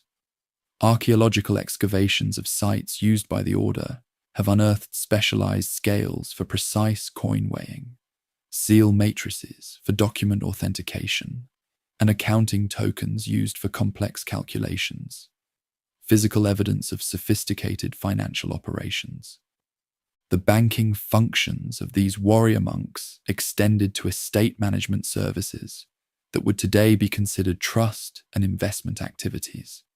Crusading nobles departing for extended periods often placed their entire estates under the administration of this trusted order. The Knight brothers would manage agricultural properties, collect rents, resolve tenant disputes, and deliver revenues either to the owner's destination in the east or to designated family members remaining in Europe. These comprehensive services required considerable administrative sophistication, including legal expertise regarding property rights in various jurisdictions. Their financial operations generated substantial criticism alongside their popularity. Religious traditionalists questioned whether such worldly financial entanglements befitted a monastic organization dedicated to spiritual warfare. Secular moneylenders resented competition from an institution exempt from taxation and many commercial regulations. Jewish financial operators, previously dominant in European credit markets, found their traditional role increasingly constrained as Christian rulers turned preferentially to the services offered by these Christian bankers. The military order defended their financial activities as necessary extensions of their protective mission. Just as their swords guarded pilgrims' physical safety, their financial instruments protected travelers' economic welfare. Revenues generated through financial services supported their military operations defending Christian territories in the East. This pragmatic justification satisfied most contemporary observers, though tensions between spiritual ideals and commercial operations created ongoing internal debates within the Brotherhood. The sophistication of the financial practices developed by these monastic knights raises intriguing historical questions about their origins. Some scholars suggest possible influences from Islamic financial systems encountered during the order's Eastern operations. Muslim merchants had developed various credit instruments compatible with Islamic prohibitions against interest-bearing loans, creating potential models for adaptations by the Christian order. Byzantine practices may have provided additional influences, particularly regarding documentary forms used for commercial transactions. The Brotherhood's pragmatic approach to operational challenges made them receptive to adopting effective methods regardless of origin. Their financial innovations had particularly transformative effects on international trade. Before the banking services offered by these warrior monks, merchants conducting long-distance commerce faced daunting challenges converting currencies, securing funds during transit, and establishing credit in distant markets. The Order's international network dramatically reduced these barriers, enabling commercial operations across previously prohibitive distances. This facilitation of trade contributed significantly to the commercial revival transforming European economic life during the High Middle Ages. The financial system developed by the military brotherhood reached its zenith during the latter 13th century, when they operated what amounted to an international banking network spanning much of the known Christian world. From England to Cyprus, from Scandinavia to Sicily, their commanderies provided standardized financial services to clients ranging from humble pilgrims to crowned heads of state. This financial infrastructure represented an institutional achievement unprecedented in medieval Europe, and unmatched until the rise of Italian banking houses centuries later. The ultimate fate of this financial empire would become inextricably linked with the broader institutional collapse of the Knight monks. Their role as creditors to the French crown, particularly the substantial debts incurred by Philip IV, would contribute significantly to the motivations behind their suppression. The spectacle of armed knights seizing the Paris temple in October 1307 represented not merely an attack on a religious order, but the forcible appropriation of what had effectively become a national financial institution. The legacy of financial innovations by this military religious order long outlived the organization itself. Banking procedures they developed continued through successor institutions, particularly Italian banking houses that filled the void left by their suppression. Concepts of documentary credit, international transfers, trust services, and secured deposits pioneered by the Brotherhood became standard features of European financial systems. Their pragmatic solutions to medieval commercial challenges established precedents still recognizable in modern banking practices. The transformation of warrior monks into international bankers represents one of history's most remarkable institutional evolutions. From humble beginnings, protecting travelers on dangerous roads, the Holy Brotherhood developed financial instruments that transcended physical security to address economic vulnerabilities. This expansion from physical to financial protection demonstrated the order's pragmatic adaptability and created an institutional legacy extending far beyond their military achievements. The knights who had mastered the sword proved equally adept at wielding financial instruments that would help reshape the medieval economy. The financial innovations described previously represented only one dimension of the warrior monks' broader economic impact. The Holy Brotherhood developed a comprehensive economic system, extending far beyond banking services to encompass agricultural management, industrial production, commercial transportation, and even early forms of economic statecraft. This integrated approach to resource management created a self-sustaining economic engine that powered their military and political activities across 2 continents. At the foundation of their economic empire stood vast agricultural estates donated by supporters throughout Europe. Unlike traditional monastic orders that operated their lands directly with lay brothers providing labor, the military order typically employed a manorial tenant system. Local farmers worked the lands under standardized leases, specifying rents, service obligations, and production arrangements. This administrative approach minimized personnel requirements while generating steady income through cash rents, crop shares, and service commutations. Their agricultural operations reflected sophisticated understanding of productive efficiency. Estates managed by the night monks pioneered crop rotation systems maximizing soil fertility. Their water management infrastructure, irrigation channels in Mediterranean regions, drainage systems in northern Europe, increased productive capacity of their lands. Careful forest management ensured sustainable timber supplies for construction and shipbuilding. These systematic approaches to resource stewardship yielded agricultural productivity exceeding typical medieval levels. Livestock management represented another area of expertise for the crusading brotherhood. The order maintained extensive sheep flocks throughout their European territories, producing wool that entered international commercial networks. Their horse breeding operations served both military needs and civilian markets, with destriers bred by the warrior bankers commanding premium prices from European nobility. In Iberia, where the religious knights held extensive frontier territories, their cattle ranching operations developed techniques later used in colonial American ranching practices. Beyond primary production, the order established specialized industrial facilities, processing agricultural outputs into higher value products. Water-powered mills ground grain, pressed oil, and fulled wool cloth. Wineries processed grapes from vineyards owned by the religious warriors into wines traded across Europe. Specialized workshops produced leather goods, ironwork, and textiles.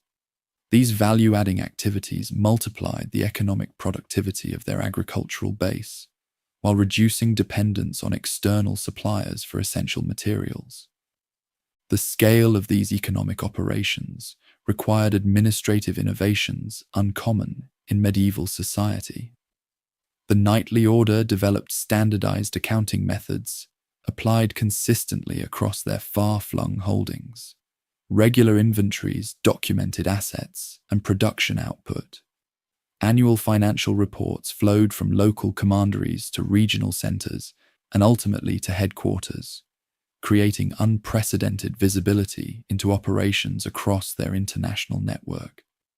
This administrative sophistication enabled informed resource allocation decisions impossible in typical medieval economic units. Regional economic specialization within their network demonstrated particular foresight.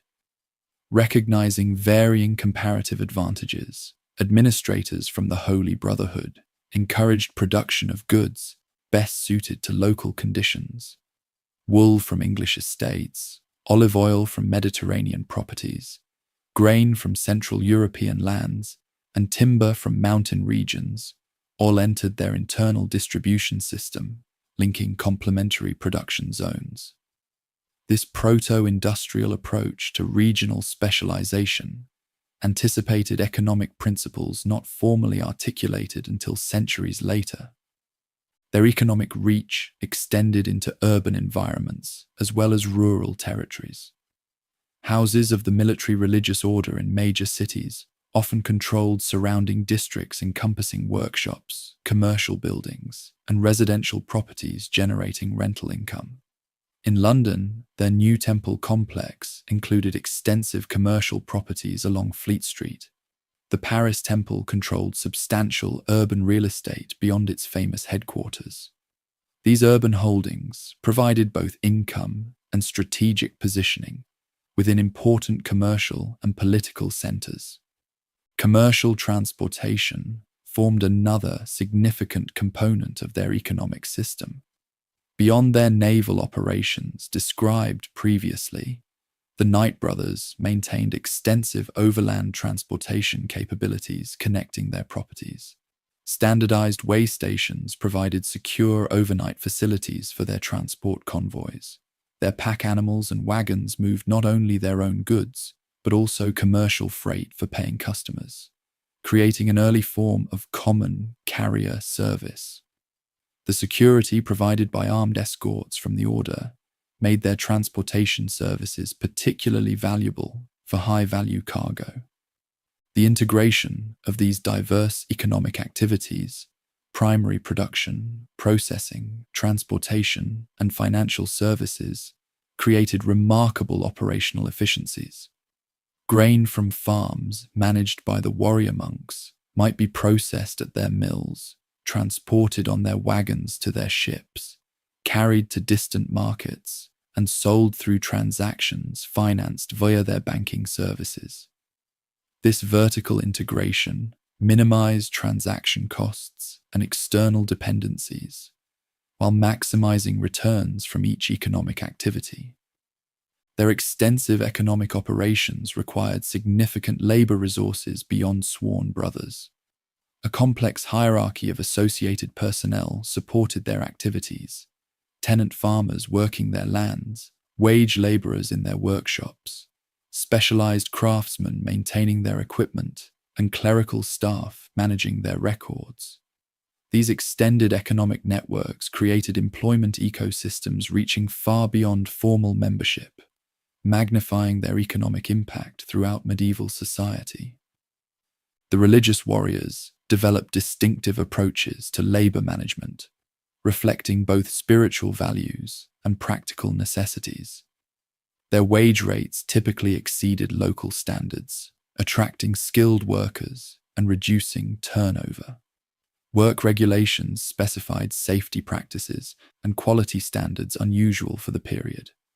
While maintaining clear status distinctions between brothers and lay employees, their operational practices demonstrated greater concern for worker welfare than most medieval employers, reflecting religious principles applied to economic relationships.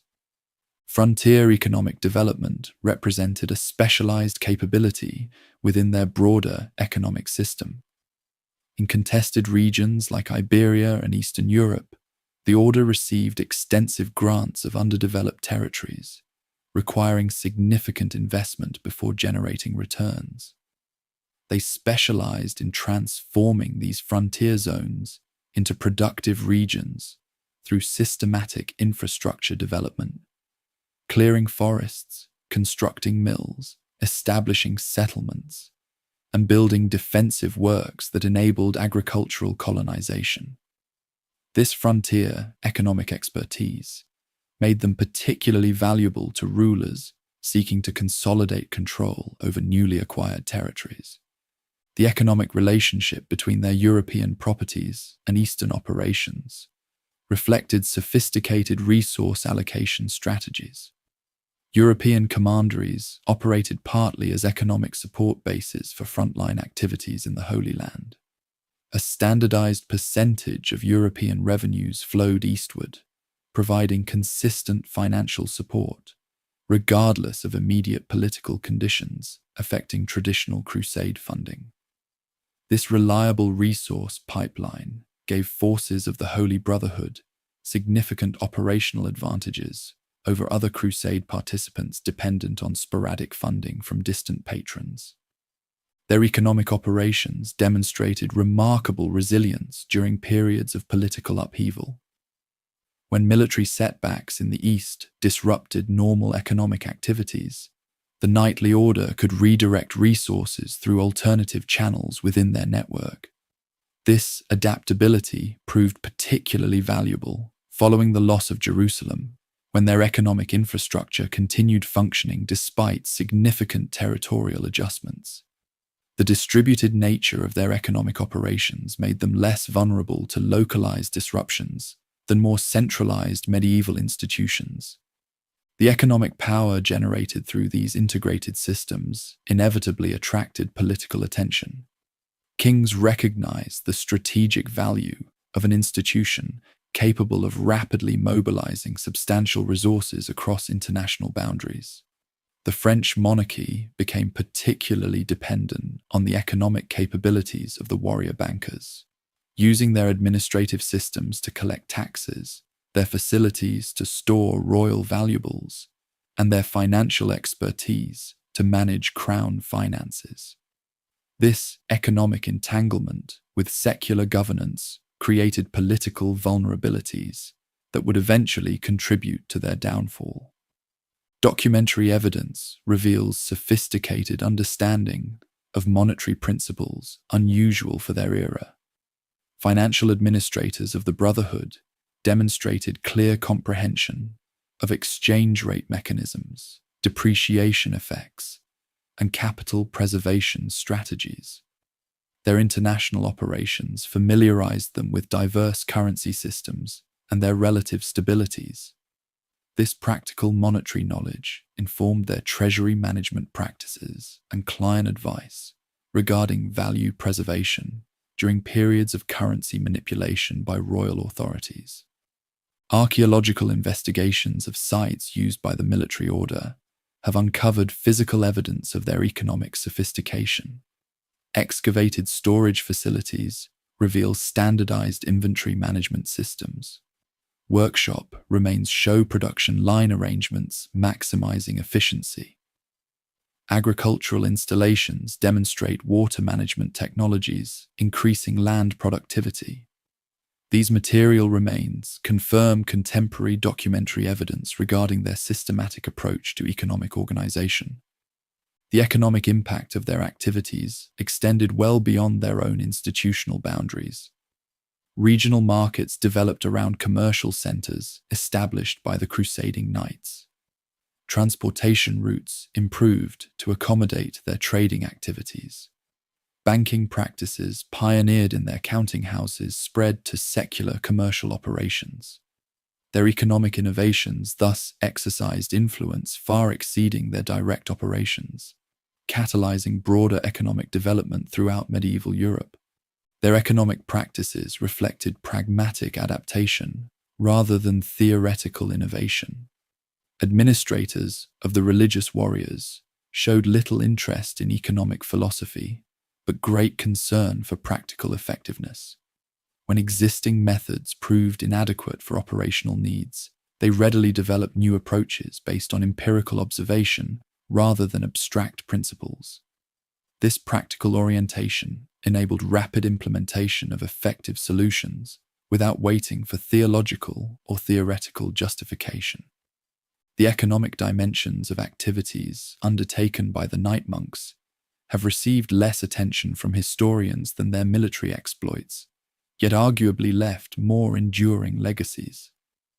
Long after their distinctive white mantles disappeared from battlefields, economic practices they pioneered continued influencing European commercial development.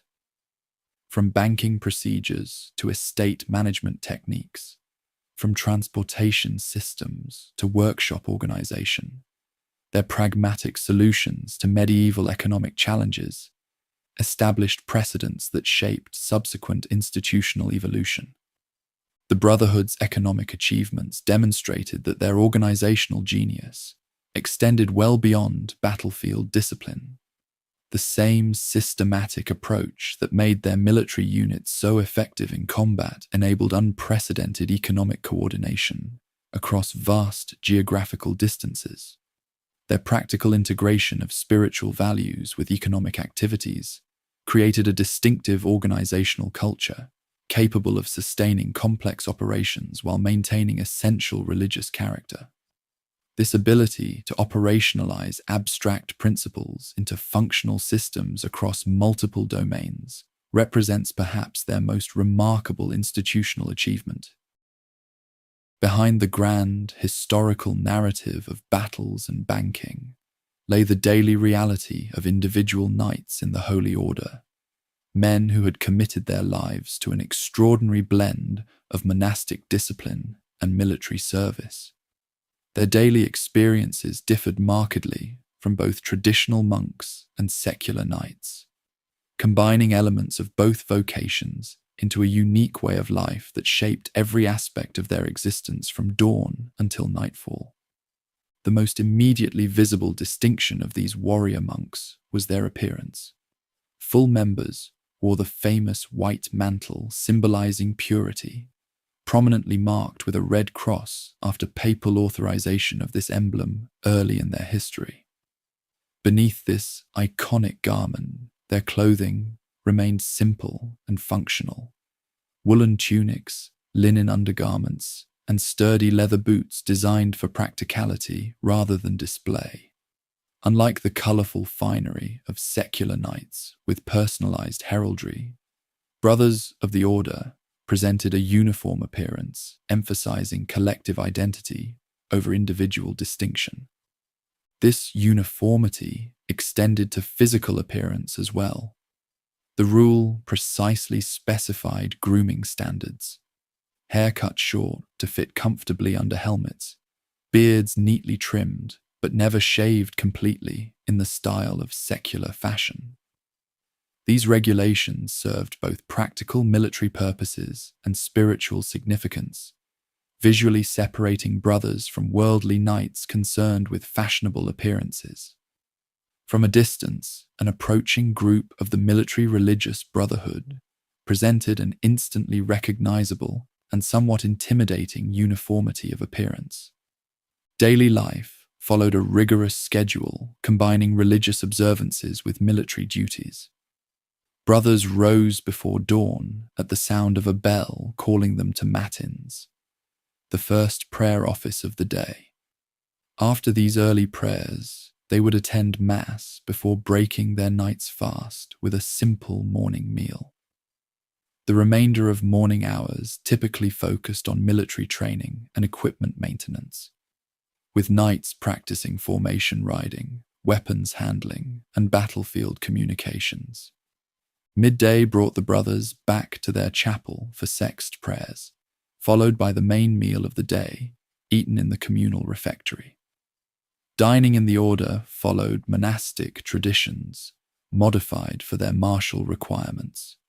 Brothers ate in silence while listening to scriptural readings, seated according to rank along trestle tables. Unlike traditional monasteries with primarily vegetarian diets, the rule permitted meat 3 days weekly in recognition of the physical demands of military service. Portions remained moderate but adequate for maintaining physical strength. Afternoon activities varied based on location and specific assignments. Brothers stationed at frontier outposts might conduct reconnaissance patrols or escort travelers through dangerous territories. Those at major commanderies might oversee agricultural operations, train new recruits, or maintain defensive structures. Administrative duties occupied others, managing finances, corresponding with distant preceptories, or inventorying supplies. The integrated nature of operations within the Holy Brotherhood meant that knights regularly rotated through diverse responsibilities throughout their service. As evening approached, brothers gathered again for Vespers prayers before a light supper. After Compline, the final prayer office, the rule imposed strict silence until morning. Knights retired to dormitory accommodations reflecting their monastic vows, simple rope beds with straw mattresses arranged in communal sleeping halls rather than private chambers. Personal possessions remained minimal, typically limited to clothing, devotional items, and military equipment issued by the order rather than personally owned. This daily rhythm varied somewhat between locations. Brothers serving in the East faced different challenges than those stationed at European commanderies. Frontier outposts maintained heightened vigilance, with knights sleeping fully clothed and ready for immediate response to alarms. Coastal installations coordinated with naval operations, while agricultural preceptories aligned schedules with seasonal farming requirements. Despite these variations, the fundamental pattern of alternating prayer and service remained consistent throughout the territories held by the knightly order.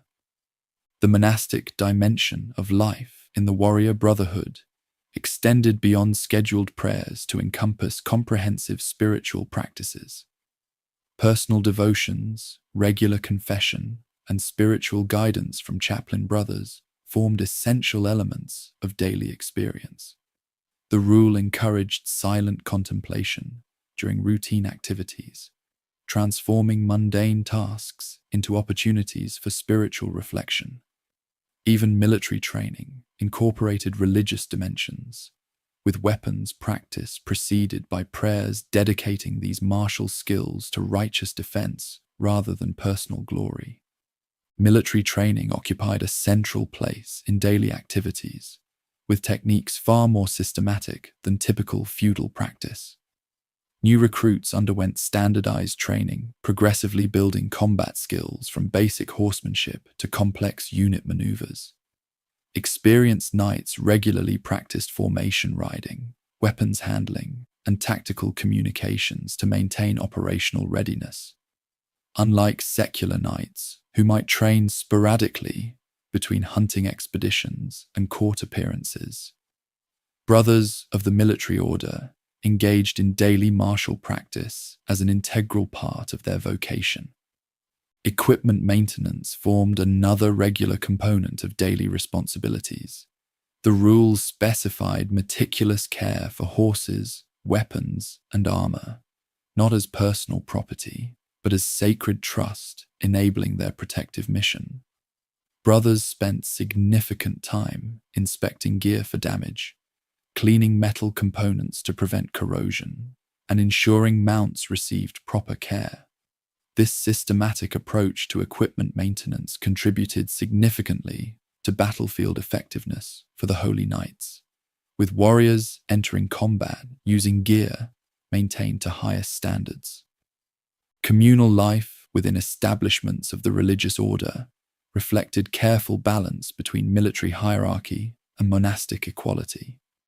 While clear rank distinctions organized operational activities, the rule established practices emphasizing spiritual brotherhood regardless of status. All members ate the same foods, wore similar clothing, differentiated primarily by rank indicators, and participated in identical prayer obligations. This balance created a distinctive community, combining disciplined chain of command for military effectiveness with spiritual equality before God. Communication within this community followed carefully structured patterns. During meals and after evening prayers, strict silence prevailed in accordance with monastic tradition. Working hours permitted necessary operational communication, but discouraged idle conversation.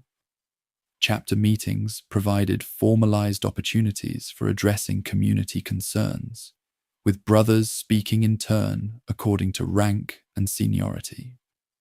This controlled communication environment reduced conflicts while ensuring necessary coordination for complex operations. Interactions with the world beyond establishments of the military brotherhood followed similarly careful regulation.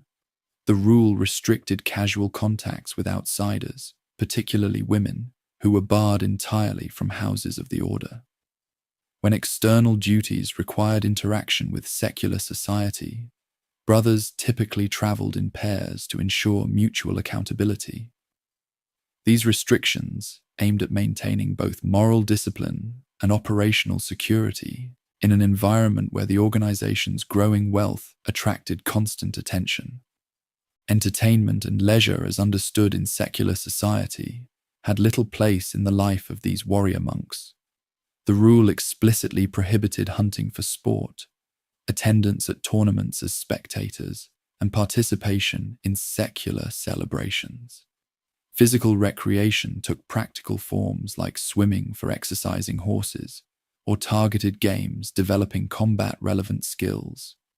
Leisure reading was limited to religious texts and operational materials, rather than popular chivalric literature enjoyed by secular knights. These restrictions reinforced separation from worldly values while maintaining focus on their spiritual military mission. Discipline within this structured community relied on graduated consequences for infractions. Minor violations like speaking during designated silence or negligent equipment maintenance typically resulted in additional prayers or temporarily reduced food rations. More serious offenses such as insubordination or leaving an installation without permission might bring corporal punishment or periods of isolation. The most severe violations, particularly those threatening the order's reputation or mission, could result in expulsion, effectively ending a knight's career and identity. Personal accounts from brothers of the religious knighthood provide glimpses into the lived experience behind these formal structures. A letter from Brother Ferrand to his family describes the transition from secular knighthood.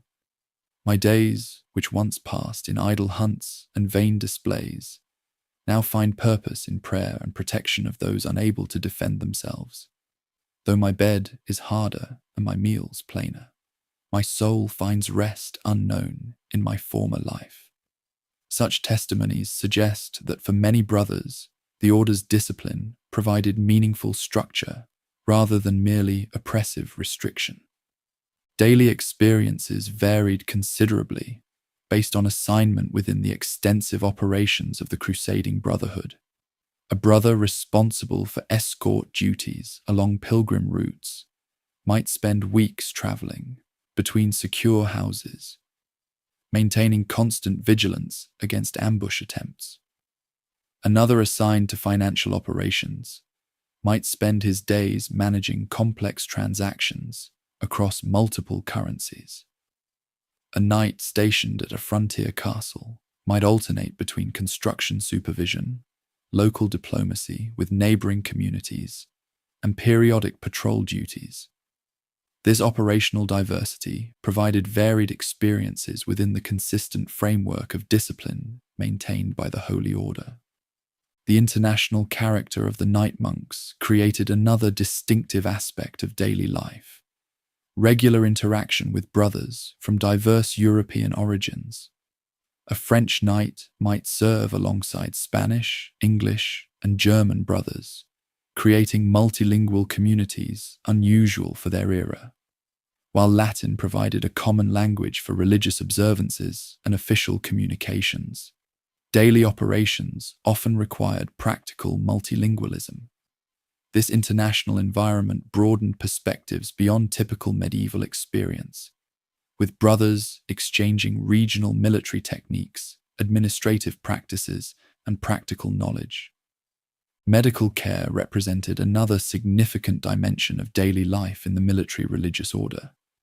The Brotherhood maintained infirmaries staffed by brothers with medical training, providing care substantially better than typically available to secular knights. Preventive health practices received unusual emphasis, with regulations addressing hygiene, water quality, and appropriate clothing for different climates. These practical health measures contributed significantly to maintaining operational effectiveness in challenging environments, particularly in Eastern territories, where European forces often suffered from unfamiliar diseases. Seasonal rhythms introduced variations to this daily pattern. Major religious festivals like Easter and Christmas brought enhanced liturgical observances and rare feasting occasions permitted by the rule. Agricultural commanderies adjusted activities to accommodate planting and harvest seasons. Winter months in northern territories focused on indoor activities, including equipment repair, archival organization, and training sessions on specialized skills. These seasonal adaptations maintained productive activity throughout the year while respecting environmental limitations. The psychological dimensions of daily life for members of the Holy Brotherhood reveal perhaps the most distinctive aspects of their experience.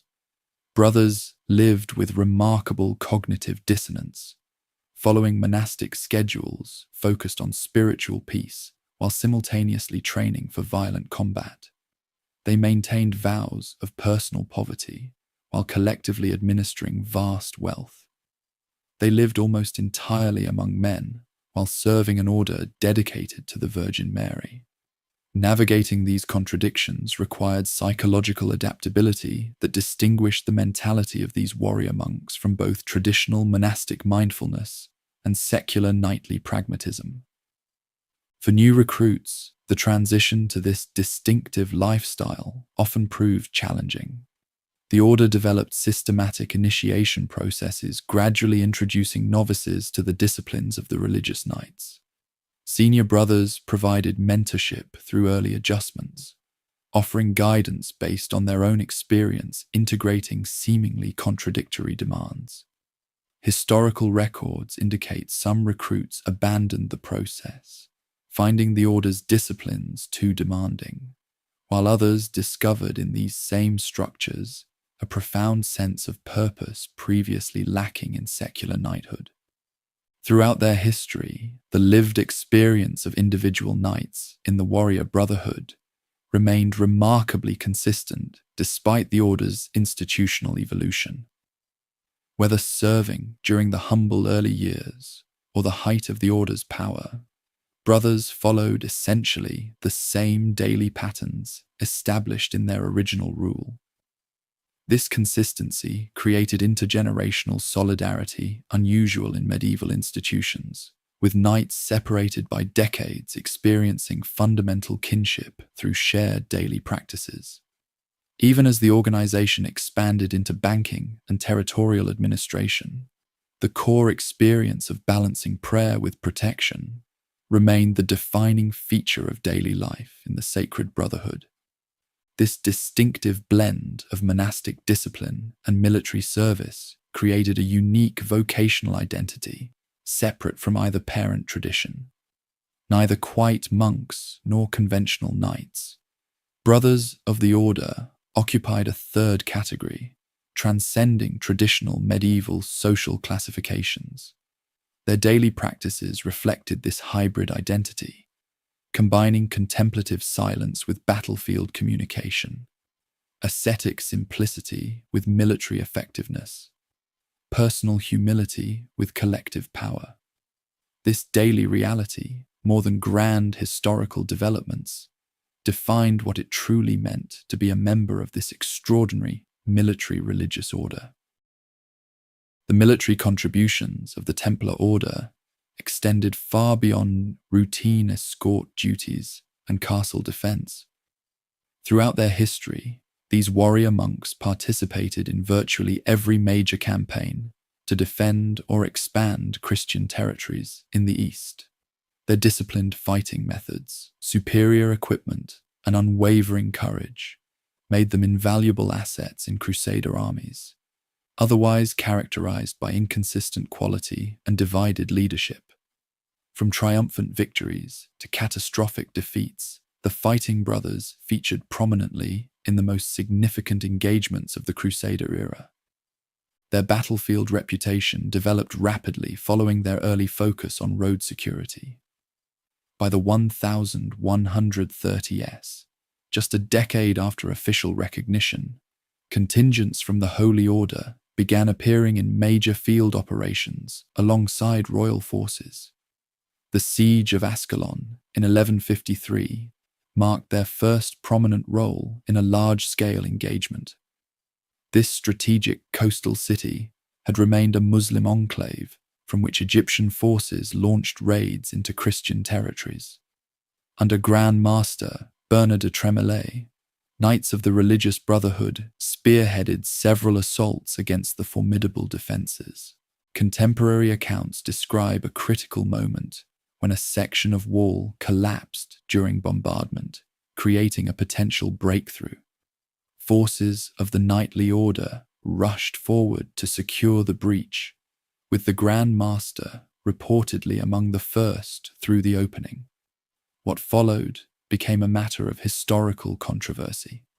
Some chronicles claim Bernard and his knights advanced unsupported due to selfish desire for plunder, while accounts from the military order maintain they sought to establish a defensive position, allowing the main army to follow.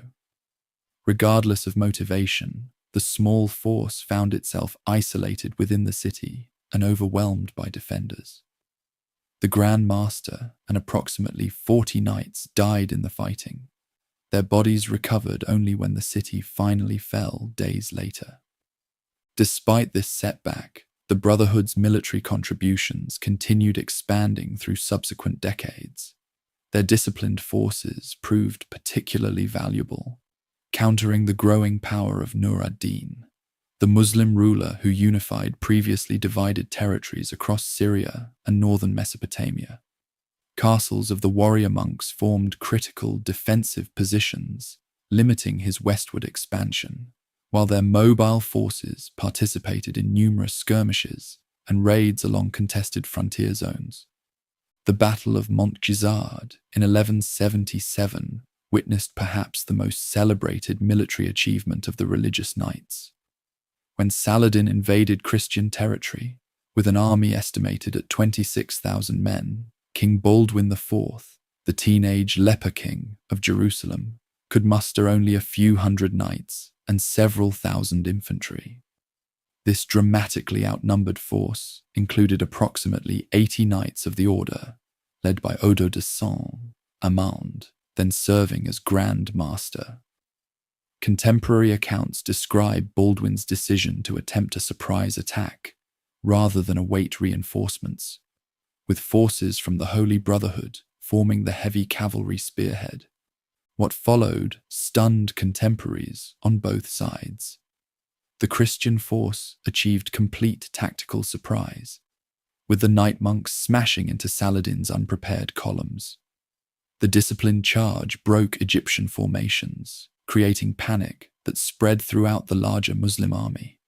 By day's end, Saladin's force had disintegrated, suffering enormous casualties during their retreat across the desert. Christian chroniclers attributed this improbable victory partly to divine intervention, but emphasized the critical role played by the fighting quality and leadership of the military religious order. This triumph proved temporary, as the balance of power continued shifting toward Muslim forces consolidating under Saladin's leadership. The Brotherhood suffered significant losses in subsequent years, including the capture of Grand Master Odo de Saint-Amand following a defeat at Marj Ayoun. Unlike typical noble captives who could expect ransom, Knights of the Sacred Order refused exchange agreements, considering it their duty to fight to victory or death.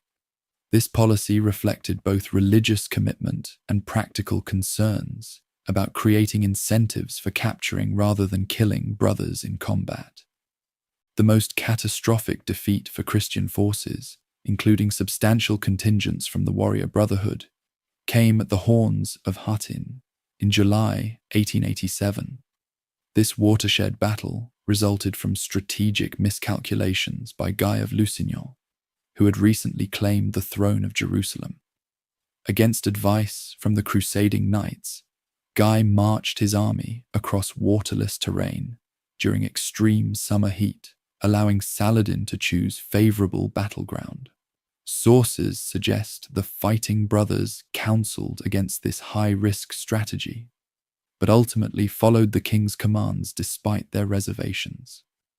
As the Crusader army suffered from heat and thirst, forces from the military order and Hospitaller Knights formed the rearguard protecting its vulnerable flanks. When battle was finally joined, these military orders conducted desperate charges attempting to break encirclement. Contemporary accounts describe waves of white-mantled knights launching attack after attack against Muslim lines, even as the main Crusader army disintegrated around them. By battle's end, nearly the entire contingent of holy warriors present had been killed or captured. The aftermath proved even more devastating. Unlike secular knights offered ransom opportunities, captured members of the religious brotherhood faced immediate execution. Saladin personally supervised the beheading of approximately 200 knights from both military orders, considering them the most dangerous opponents in the Crusader ranks. This targeted elimination of experienced brothers represented a devastating blow to Christian military capabilities in the region. Within months, Jerusalem itself fell to Saladin's forces, effectively ending the First Crusader kingdom. This catastrophe paradoxically enhanced the order's importance in remaining Christian territories. With secular forces devastated and many nobles captured, the military orders, with their independent financing and international recruitment networks, became the primary defensive bulwark for surviving coastal cities. Castles of the warrior monks formed critical strongpoints as Saladin's forces swept through formerly Christian territories. Their naval capabilities proved essential, maintaining supply lines to isolated outposts that would otherwise have been impossible to defend. The Third Crusade, launched in response to Jerusalem's fall, brought new opportunities for military contributions from the knightly brotherhood. When Richard the Lionheart's forces advanced down the Palestinian coast, contingents of the Holy Order served as both battlefield units and cultural interpreters for European commanders unfamiliar with local conditions. The Brotherhood provided specialized reconnaissance capabilities, guides familiar with difficult terrain, and advisors regarding Muslim fighting methods. Richard frequently positioned units from the religious warriors at critical points in his battle formations, recognizing their superior discipline and familiarity with regional warfare. During this campaign, the Fighting Brothers demonstrated their value beyond direct combat operations. Their financial network facilitated payments sustaining Richard's army after his treasury was depleted. Their linguistic capabilities enabled negotiation with Muslim forces when necessary. Their castles provided secure bases from which campaign operations could be launched. This multidimensional support proved essential to Crusader successes, limited though these ultimately proved in restoring Christian territories. The relationship between forces of the military religious order and other Crusader contingents often reflected complex tensions. Their battlefield discipline contrasted markedly with the individualistic approach of many secular knights seeking personal glory. Their strategic caution, born from permanent presence in the region, sometimes conflicted with the aggressive approach of European nobles, eager for rapid victories before returning home. These tensions occasionally erupted into open conflict, as when Grandmaster Gérard de Riedfort clashed with other Crusader leaders over tactical decisions. Gerard de Riedfort himself exemplified both the strengths and weaknesses of leadership within the Holy Brotherhood during this critical period. His personal courage was legendary. Contemporary accounts describe him repeatedly charging into seemingly hopeless situations, emerging unscathed while those around him perished. Yet his strategic judgment proved questionable on several occasions, most notably before Hattin, when he allegedly encouraged King Guy toward the disastrous confrontation with Saladin's forces. His complex legacy illustrates the challenges facing military leaders balancing aggressive action against strategic prudence. The Fourth Crusade never reached the Holy Land, diverting instead to Constantinople, with consequences disastrous for Byzantine-Western relations. Involvement of the Knight monks remained minimal in this controversial campaign, with most brothers continuing to focus on defending remaining Outremer territories. This decision reflected their pragmatic commitment to their core mission rather than political entanglements.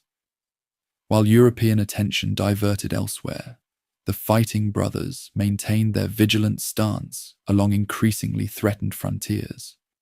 Subsequent crusading efforts brought diminishing returns, despite continued participation by the religious knights. The Fifth Crusade, targeting Egypt, initially achieved significant success, capturing the port of Damietta, with forces from the military order playing important supporting roles. However, strategic overreach led ultimately to defeat in the Nile Delta, with the entire Crusader army nearly destroyed during a disorganized retreat. Throughout this campaign, the Brotherhood contributed specialized units while attempting, often unsuccessfully, to moderate the unrealistic ambitions of crusade leaders unfamiliar with regional realities. The Sixth Crusade, under Emperor Frederick II, achieved temporary restoration of Jerusalem through negotiation rather than combat, creating uncomfortable diplomatic compromises for military orders committed to more absolute positions. Leadership of the warrior brotherhood maintained skeptical distance from these arrangements, correctly anticipating their fragility. When Jerusalem returned to Muslim control a decade later, their caution appeared vindicated, though this stance created political tensions with imperial supporters. Throughout these fluctuating crusader fortunes, the order maintained a consistent military presence when other forces came and went. Their permanent garrisons held strategic castles year-round, not just during active campaigns. Their naval patrols continued protecting sea lanes connecting coastal outposts.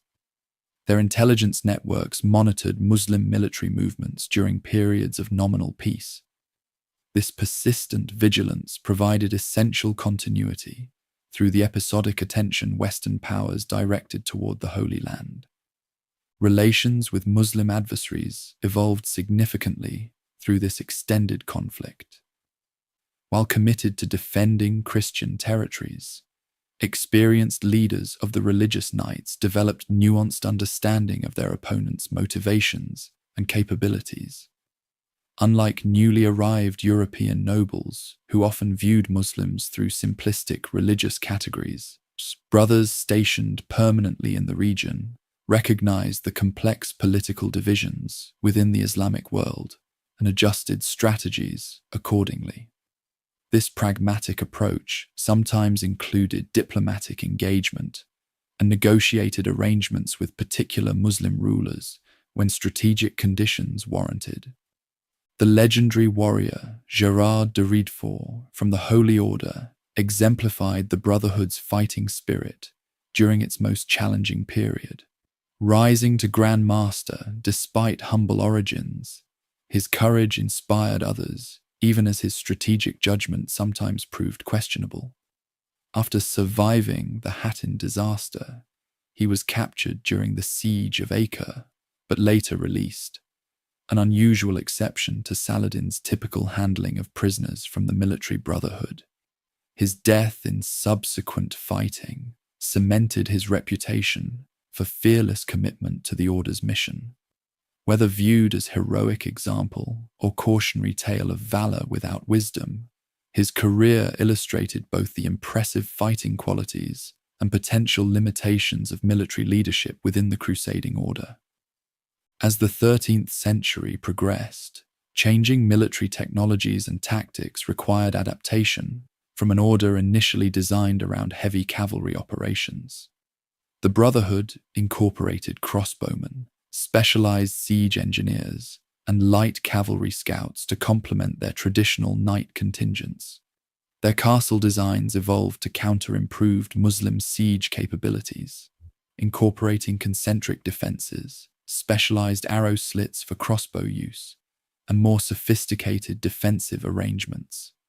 This willingness to adapt rather than merely preserve traditional methods distinguished military effectiveness of the warrior monks from more conservative approaches. The final significant military contribution of the religious knights centered on defending Acre, the last major Christian stronghold in the Holy Land. As Muslim forces under Sultan Khalil completed their reconquest of remaining Crusader territories, Knights of the Order formed a critical component of the city's defenders. When Acre's walls were finally breached in May 1291, contemporary accounts describe fighting brothers among the last organized resistance. Their fortress held briefly after the city itself fell, allowing evacuation of some civilian residents before the structure collapsed under bombardment. The Grand Master, William of Beaujeu, died leading a counterattack during the final assault, embodying their commitment to fight rather than surrender. Following Acre's fall, surviving forces of the military brotherhood established temporary headquarters on Cyprus, from which they launched periodic raids attempting to maintain some Christian military presence along the Syrian coast. Their final military operation in the east centered on holding tiny Ruad Island, just offshore from the Syrian mainland. This isolated outpost fell in 1303 when Mamluk forces mounted a determined assault with overwhelming numbers. The captured garrison of holy warriors faced the Brotherhood's traditional fate, execution rather than ransom, marking the effective end of their military presence in the region they had been created to defend. Throughout nearly 2 centuries of continuous military operations, the Order established a reputation for disciplined effectiveness unmatched by other Crusader forces. Their distinctive combination of religious motivation and professional military capability created fighting units that contemporaries on both sides acknowledged as exceptional. From triumphant victories like Montgisard to heroic last stands at Acre, their battlefield contributions represented the most sustained Western military commitment to the Crusader enterprise. Long after politically motivated crusades had come and gone, the fighting brothers maintained their vigilant defense of Christian territories until the final outposts became militarily indefensible. The fall of Acre in 1291 marked the final chapter of the Crusader state's 2-century presence in the Holy Land. This catastrophic loss represented the culmination of a long decline that transformed the Templar Order's mission and ultimately set the stage for their own downfall. Understanding this decline reveals how changing European priorities, Muslim resurgence, and internal Christian divisions gradually eroded what once seemed an enduring Western presence in the East. The seeds of this decline had been planted decades earlier, even during periods of apparent Crusader success. Following the Third Crusade, Christian holdings had been reduced to a narrow coastal strip, lacking the agricultural hinterland necessary for economic self-sufficiency. This territorial configuration created permanent vulnerability, with major settlements exposed to attack from multiple directions. Unlike the relatively defensible earlier Kingdom of Jerusalem, these fragmented coastal holdings required constant vigilance against enemies controlling the surrounding countryside. European enthusiasm for the crusading enterprise waned noticeably during the 13th century. The initial religious fervor that had motivated the First Crusade gave way to more cynical political calculations. Successive papal calls for new expeditions met increasingly skeptical responses from European monarchs focused on consolidating their domestic power. Those crusades that did materialize often diverted to alternative objectives, as when the Fourth Crusade sacked Constantinople instead of proceeding to the Holy Land. This shifting European perspective manifested in decreased willingness to commit significant resources to Eastern ventures. While earlier crusades had attracted the continent's most powerful figures, emperors, kings, and leading nobles, later expeditions drew less prestigious leadership and smaller forces. Louis IX of France remained a notable exception, mounting 2 major crusades, but his efforts highlighted the broader trend by standing out against the general disengagement of his royal contemporaries. For the military brotherhood, this European disinterest created mounting strategic challenges. Their operational model depended on continuous recruitment and resource transfers from Western preceptories to Eastern front lines. As European attention turned elsewhere, maintaining adequate frontier forces became increasingly difficult, despite the Order's independent financial resources. The Fighting Brothers found themselves shouldering ever greater defensive responsibilities with diminishing external support. Meanwhile, political developments in the Islamic world fundamentally altered the strategic landscape. The rise of the Mamluk Sultanate in Egypt created a formidable new adversary for the remaining Crusader territories. Unlike previous Muslim powers divided by internal rivalries, the Mamluks established relative unity under efficient military leadership. Their professional slave-soldier system produced highly disciplined forces specifically trained for warfare against Crusader opponents. Under Sultan Baybars, who ruled from 1260 to 1277, Mamluk forces launched systematic campaigns against Crusader holdings. Each offensive followed careful strategic planning rather than mere raiding, with clear objectives targeting the most vulnerable Christian positions. The brutal efficiency of these operations reflected Baybar's personal experience fighting Crusader armies and intimate knowledge of their weaknesses. His forces systematically reduced castles of the Holy Order, once considered impregnable, including the mighty Safed and Beaufort fortresses. The catastrophic Battle of La Forbie in 1244 foreshadowed the coming collapse. This devastating defeat, sometimes called the Second Hattin, saw the military orders suffer tremendous casualties while attempting to counter an Egyptian invasion. The Grand Master of the religious knights, Armand de Périgord, disappeared in the fighting, presumably killed or captured, along with hundreds of brother knights. This military disaster critically weakened defensive capabilities at precisely the moment when more formidable Muslim leadership was emerging. Internal divisions among Christian factions further undermined effective resistance to these growing threats. Commercial rivalries between Italian maritime republics, Genoa, Venice, and Pisa, repeatedly erupted into open warfare within Crusader ports. The resulting War of St. Sabas in Acre during the 1250s pitted Christian against Christian in street fighting so intense that Muslim observers reportedly expressed amazement at such self-destructive behavior. These conflicts diverted resources from external defense, while damaging infrastructure and undermining unified command. The military orders themselves contributed to this disunity through their own intense rivalry. Forces of the warrior monks and hospitaller knights, though theoretically dedicated to the same cause, frequently pursued divergent strategies and competed for limited resources. At critical moments, this competition prevented effective coordination between the two organizations best positioned to offer meaningful resistance to Muslim advances. Contemporary chroniclers recorded multiple instances where joint operations failed due to disagreements between order commanders unwilling to subordinate their forces to rival leadership. The desperate strategic situation prompted increasingly risky political arrangements among the remaining Christian outposts. Alliances with Mongol forces against common Muslim enemies represented one such gamble.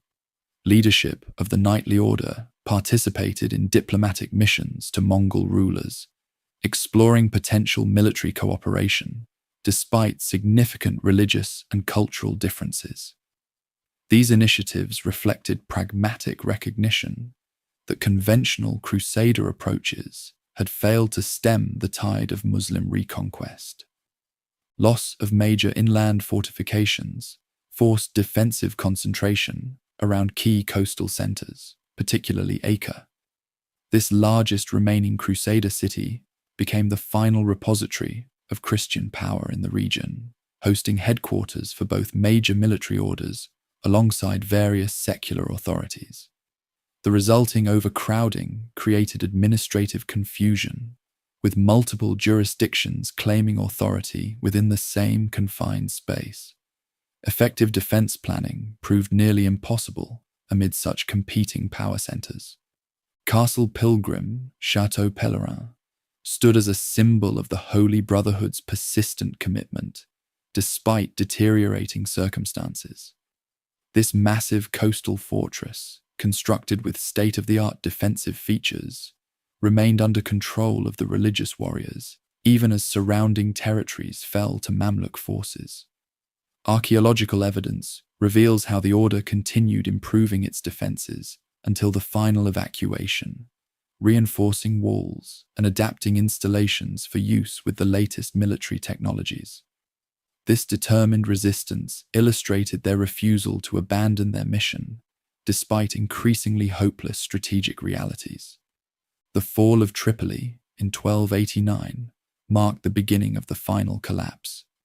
This major port city had served as a crucial supply hub for remaining Crusader territories and hosted significant facilities of the military religious order. Its capture by Mamluk forces under Sultan Qalawun left Acre isolated as the last major Christian stronghold on the mainland. Despite this clear warning of imminent danger, political divisions within Acre prevented effective preparation for the coming siege.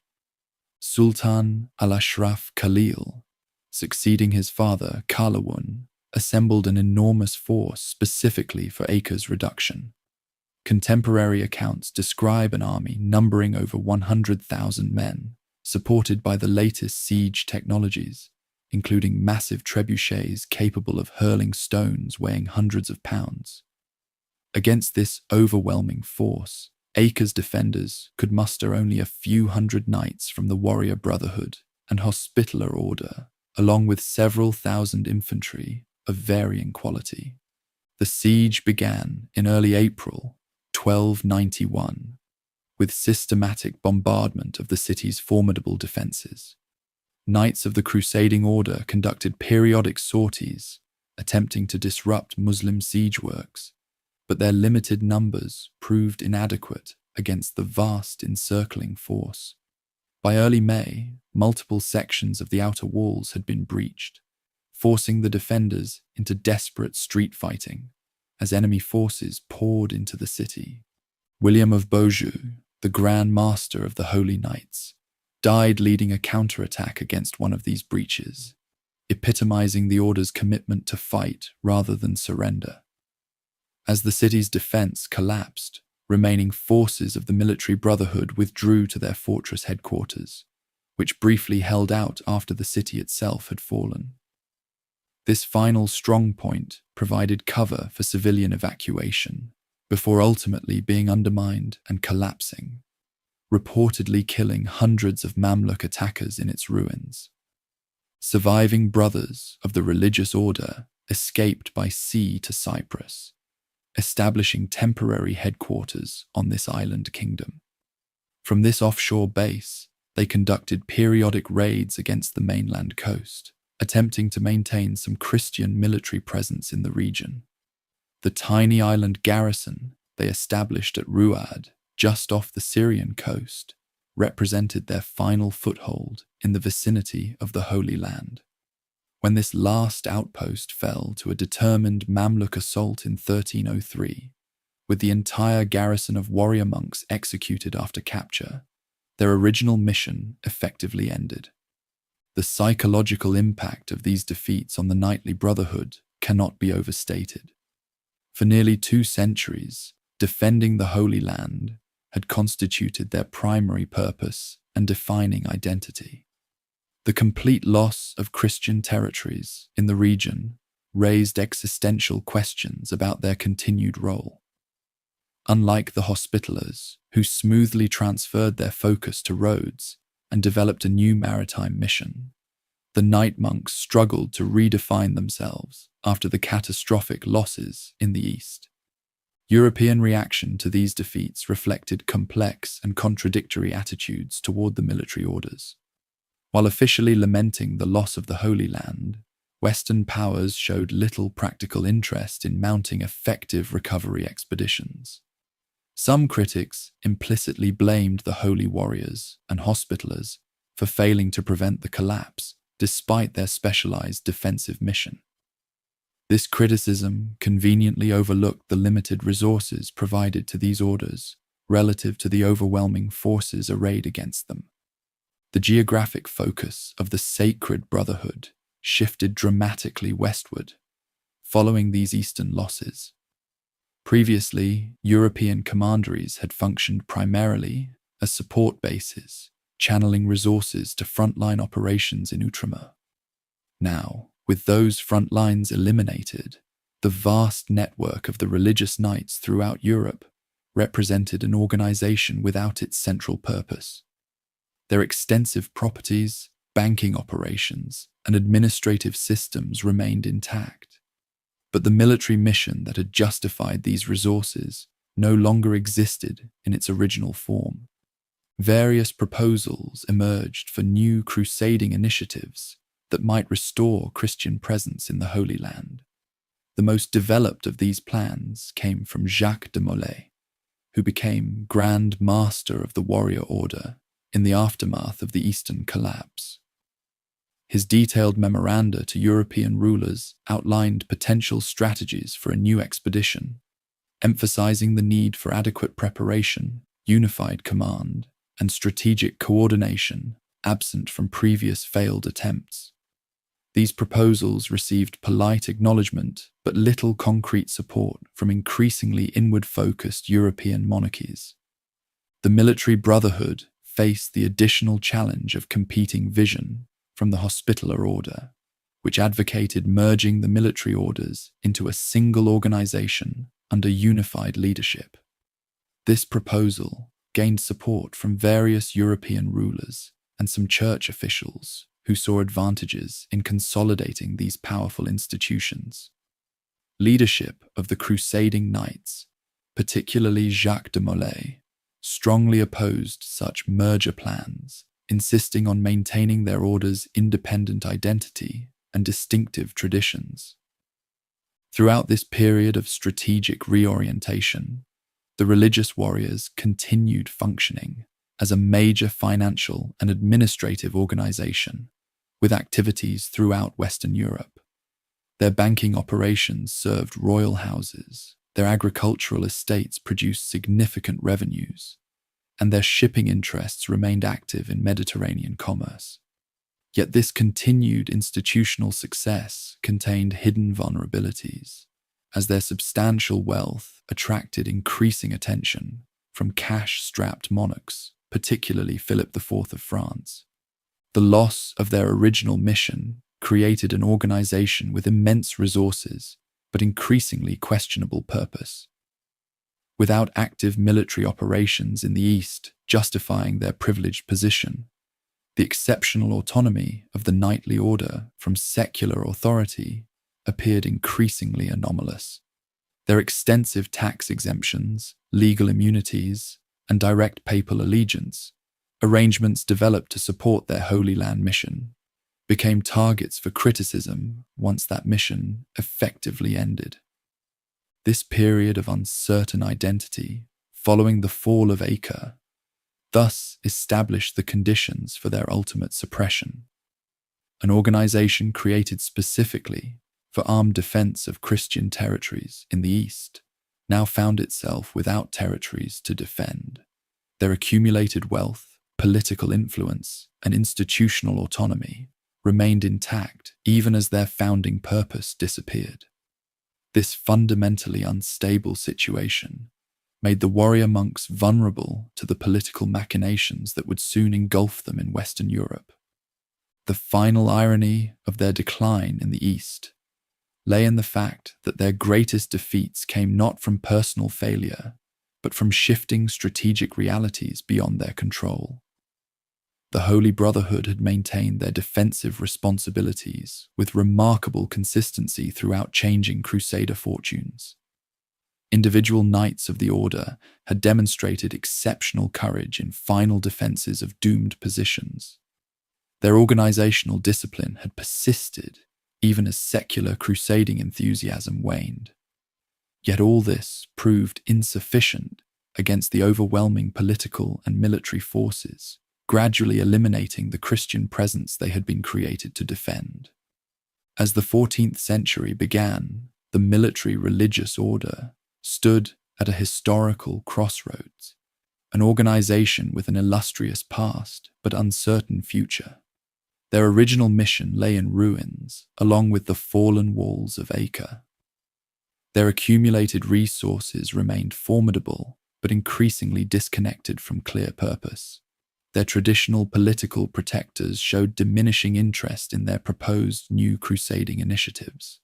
These circumstances created the perfect vulnerability for the forces of secular authority, particularly the French crown, seeking to appropriate their wealth and eliminate their independent power. The Brotherhood that had survived 2 centuries of frontier warfare now faced entirely different threats emanating from the very European societies they had long served. Dawn broke over Paris on Friday, October 13th, 1307.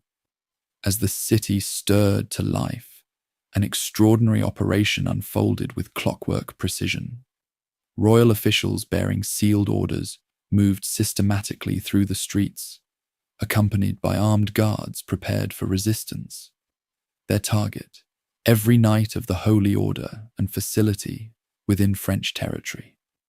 By nightfall, the most powerful military-religious order in Christendom had been decapitated in a single, devastating stroke.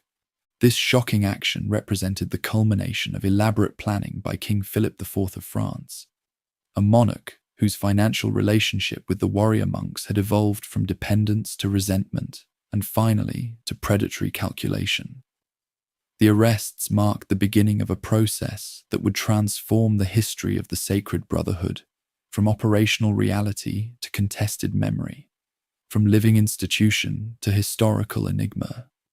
Understanding this tragic final chapter requires examining the complex motivations, accusations, and power dynamics that produced one of history's most notorious legal prosecutions. The immediate background to this catastrophe centered on Philip IV's financial difficulties. Known to contemporaries as Philip the Fair for his striking appearance, his fiscal policies had proven anything but equitable. Expensive wars with England and Flanders had depleted royal coffers. His previous financial expedients, debasing currency, confiscating Jewish property, taxing clergy against papal objections, had generated substantial resistance while providing only temporary relief.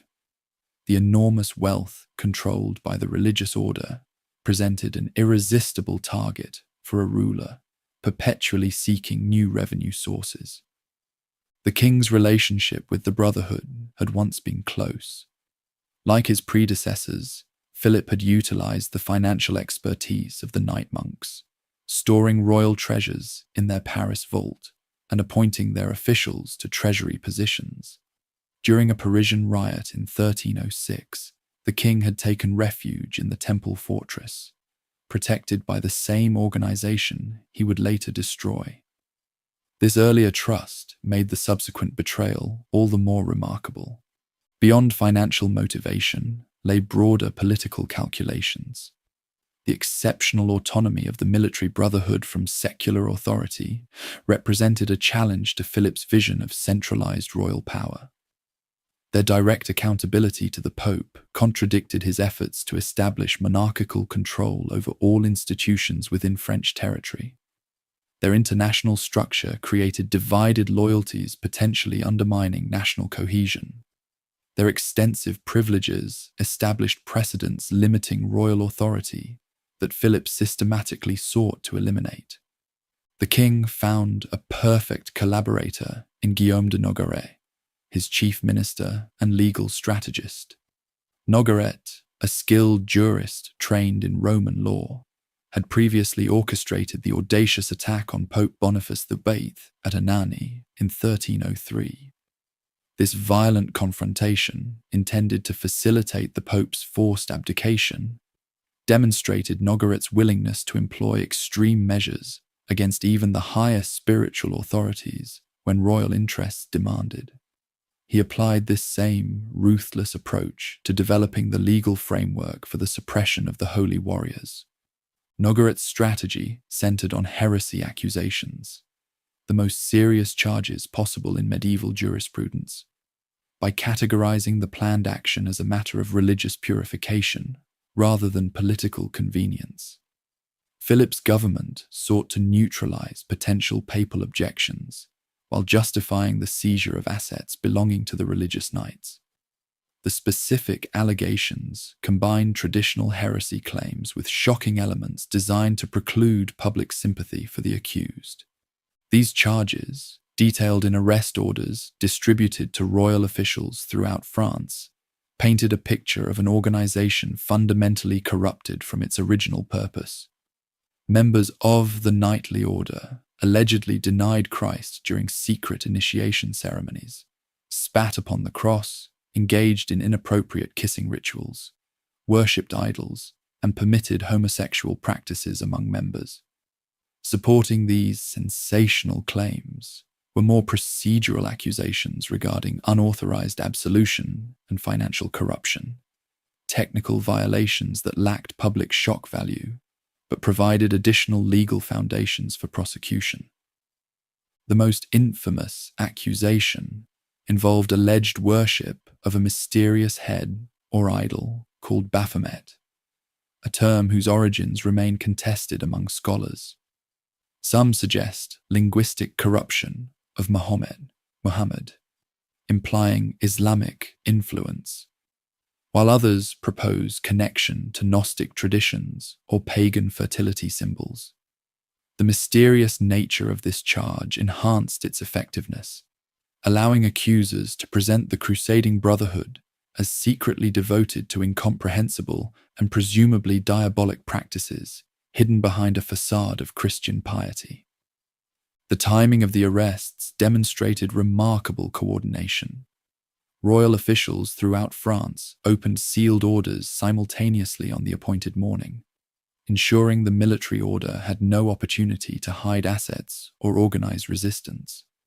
Grand Master Jacques de Molay, who had been in France for consultations regarding a new crusade proposal, found himself seized alongside other senior officials at the Paris Temple. Within hours, warriors of the religious brotherhood throughout the kingdom were imprisoned, their properties secured by royal agents, and their records confiscated for examination. This swift action presented Pope Clement V with a fait accompli. The French-born pontiff, whose election had benefited from Philip's influence, received news of the arrests after they had already occurred. This tactical approach prevented papal intervention that might have protected an order directly answerable to Rome rather than secular authority. The king's representatives justified their haste by claiming defense of the faith, required immediate action, presenting the Pope with evidence supposedly confirming heresy within the ranks of the warrior monks. What followed represented medieval Europe's first systematic use of torture in a major political prosecution. Knights of the Holy Order, accustomed to battlefield hardships, but unprepared for judicial brutality, faced professional torturers employing techniques designed to break both body and will. Strappado suspension dislocated shoulders and arms. Foot roasting inflicted excruciating burns. Sleep deprivation and starvation weakened resistance over extended periods. These methods produced the confessions royal prosecutors required to validate their accusations. Jacques de Molay initially confessed under these conditions, acknowledging some charges while denying others. His statement, extracted after prolonged torture, provided crucial propaganda value for Philip's government. Royal publicists ensured this confession received widespread attention, undermining potential sympathy for imprisoned brothers. The spectacle of the order's supreme leader admitting corruption seemed to validate even the most extreme accusations against his subordinates. The scope of torture application appears nearly universal among arrested brothers. Historical records document few members of the military brotherhood in French custody who maintained complete denial through the interrogation process. Most eventually confessed to some subset of the charges, typically focusing on ceremonial elements like denying Christ or spitting on the cross, while rejecting more elaborate accusations regarding idol worship or immoral practices. The pattern of these confessions, similar in basic outline, but varying in specific details, strongly suggests statements extracted under extreme duress rather than coordinated falsehoods.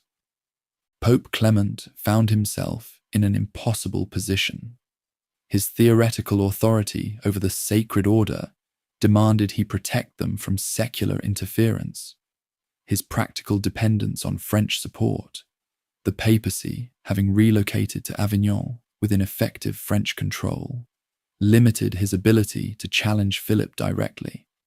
His personal background in southern France, where recent Cathar heresy suppressions had demonstrated the danger of religious corruption, made him susceptible to suggestions that even prestigious religious organizations might harbor secret apostasy. Attempting to regain control of the situation, Clement issued the bull Pastoralis Praeeminentiae in November 1307, ordering all Christian monarchs to arrest members of the knightly order within their territories. This papal directive effectively legitimized Philip's initial action while extending the investigation throughout Christendom. By transforming a French judicial process into a church-sanctioned inquiry, Clement hoped to reassert papal authority over the proceedings while demonstrating appropriate concern for potential heresy. Results outside France proved significantly different. Edward II of England initially resisted the arrests before eventually complying with papal instructions. When members of the religious brotherhood in England faced interrogation without torture, illegal under English judicial practice, virtually none confessed to heretical activities. Similar patterns emerged in Aragon, Castile, Portugal, and German territories, where interrogations conducted without French-style torture methods generally failed to substantiate the sensational accusations. This geographical pattern of confessions correlating precisely with torture use suggests the fabricated nature of the charges. Within France, extended imprisonment and judicial pressure eventually broke even the most resistant brothers. Leaders of the warrior monks, recognizing the existential threat to their organization, attempted various defensive strategies. Some argued legal technicalities regarding proper judicial procedure. Others claimed confessions made under torture held no validity. A few managed to escape imprisonment and disappear into the countryside or neighboring territories. Most, however, remained caught in a judicial system designed to produce predetermined conclusions, regardless of factual reality.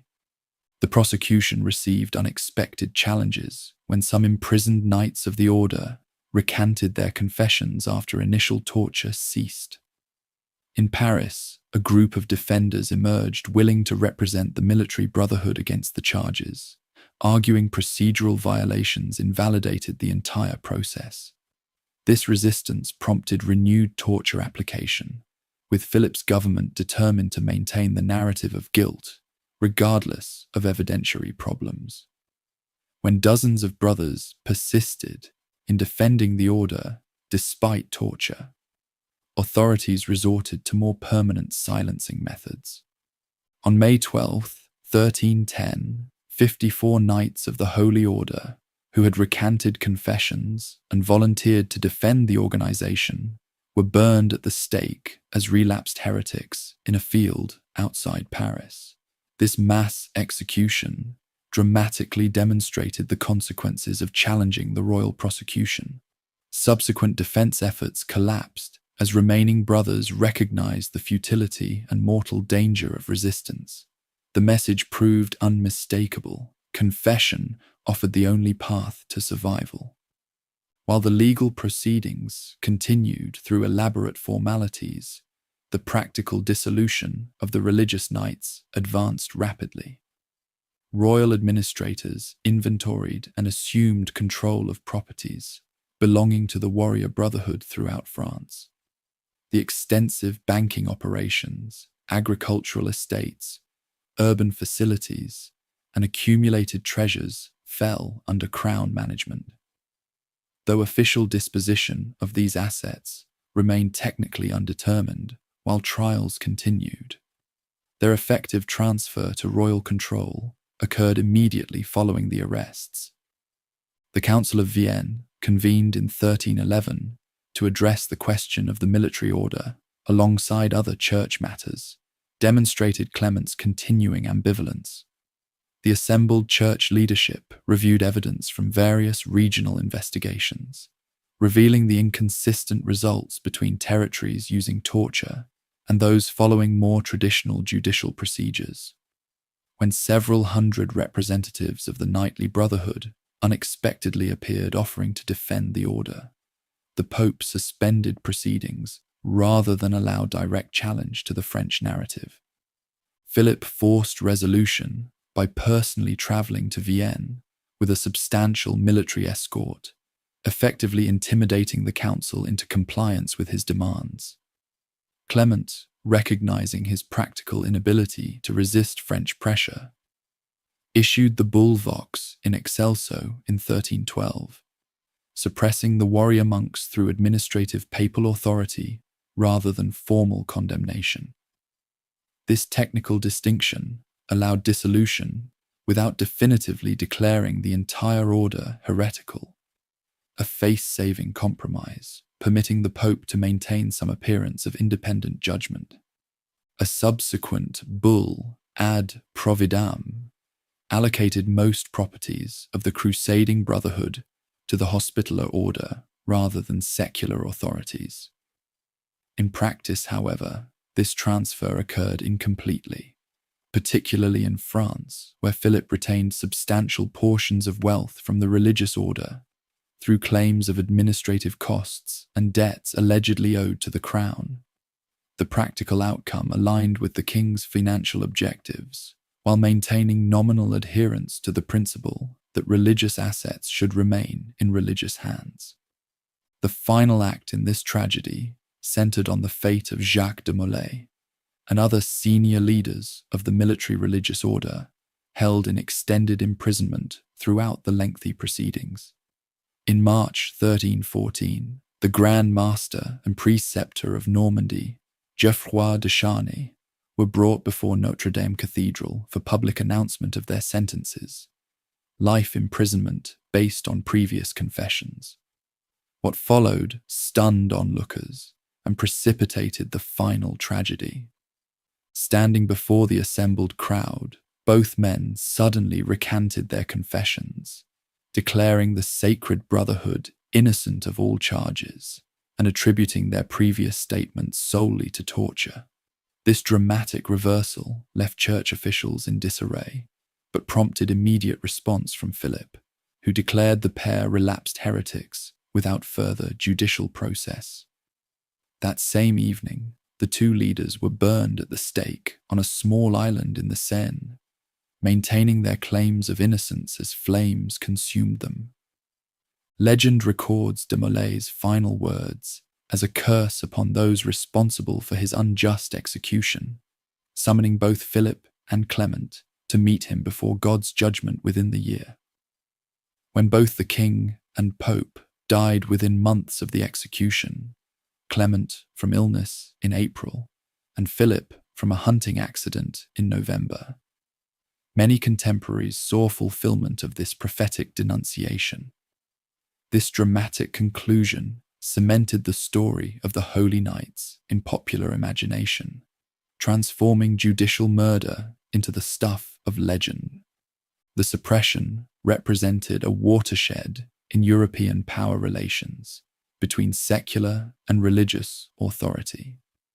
A monarchical government had successfully destroyed an international religious organization despite its direct papal protection. The legal mechanisms employed, particularly the use of heresy accusations to justify property seizures, established dangerous precedents for future deployments of judicial power against inconvenient institutions.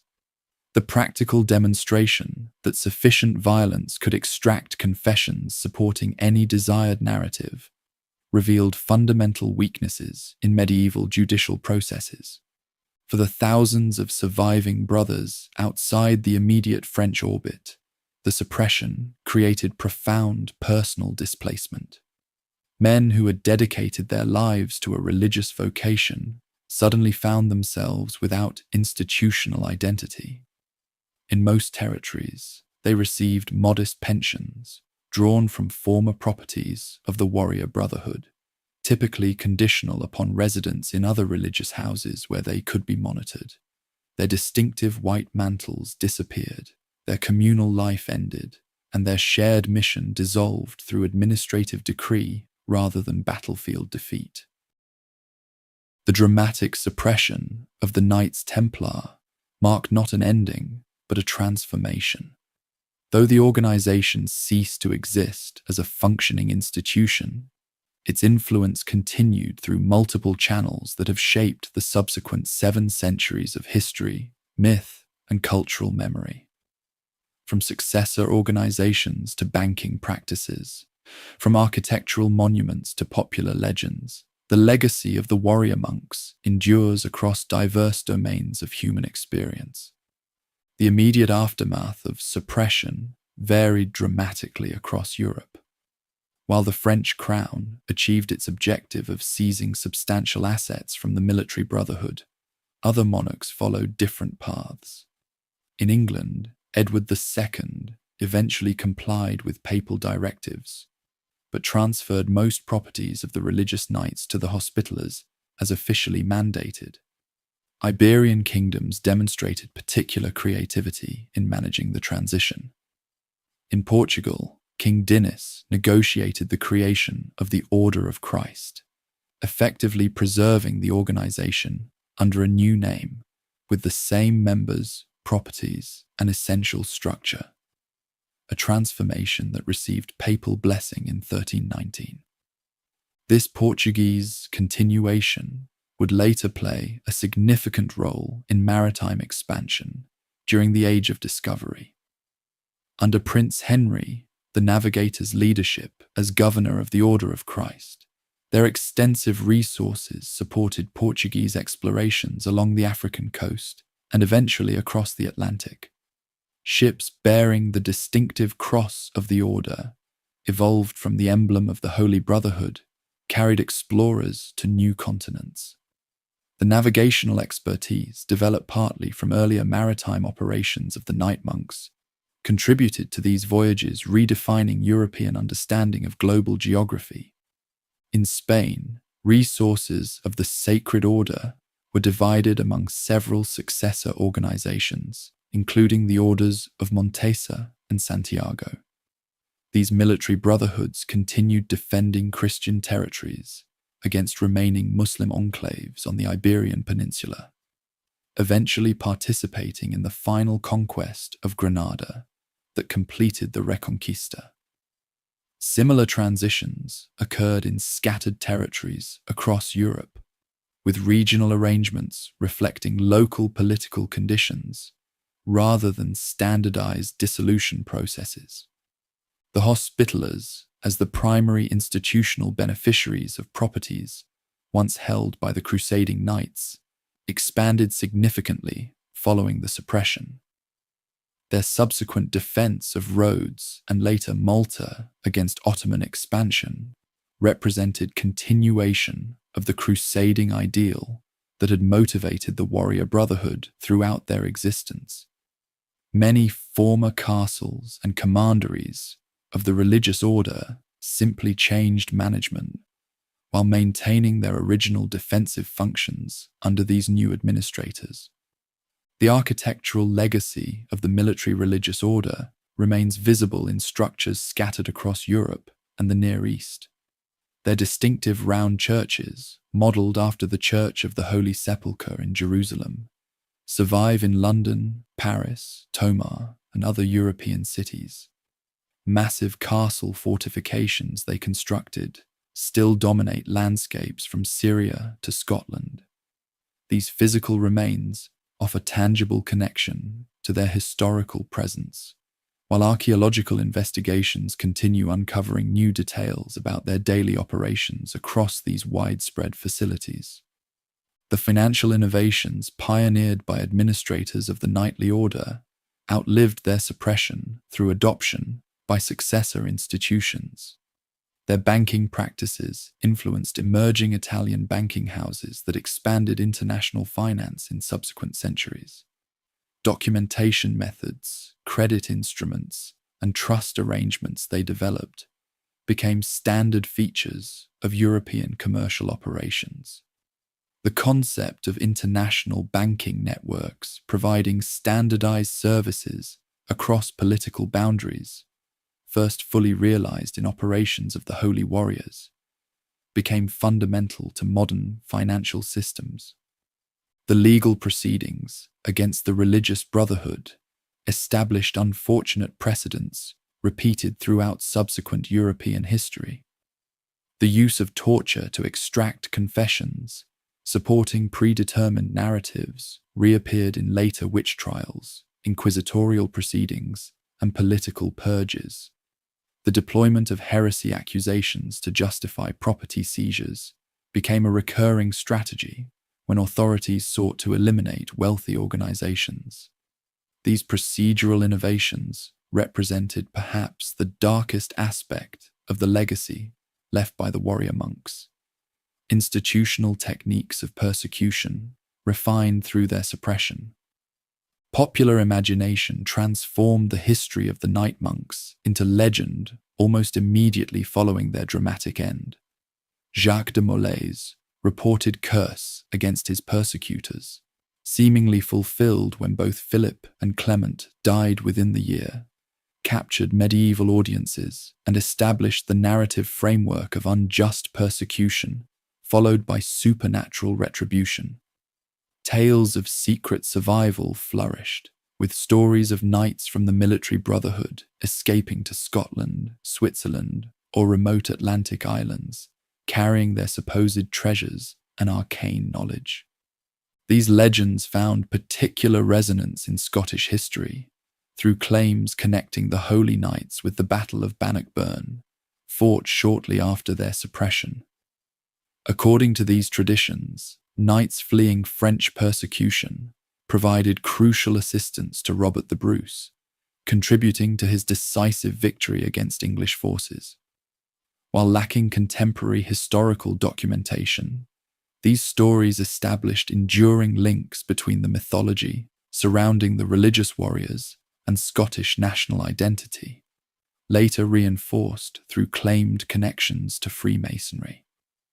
The Masonic fraternity, emerging publicly in early 18th century England, incorporated themes from the military order into its symbolism and ritual structures. Higher degrees in some Masonic systems explicitly claimed descent from the warrior brotherhood, presenting the medieval order as guardians of esoteric wisdom subsequently preserved within Masonic traditions. While serious historians find little evidence supporting direct organizational continuity, these associations firmly embedded imagery of the crusading knights within Western esoteric traditions that continue influencing contemporary spiritual movements. Modern popular culture has further expanded the presence of the Holy Order in collective imagination. From Indiana Jones to Assassin's Creed, from the Da Vinci Code to countless historical novels, the white-mantled knights have become ubiquitous symbols of medieval mystery and hidden knowledge. Their dramatic historical arc, from humble origins to extraordinary power to catastrophic fall, provides irresistible narrative structure for storytellers across media platforms. This cultural afterlife has arguably extended their influence far beyond what they achieved during their actual institutional existence. Academic historians continue finding new perspectives on the history of the religious knights through archival discoveries and archaeological investigations. The recovery of transcript evidence from their trials offers insights into medieval judicial procedures and political machinations.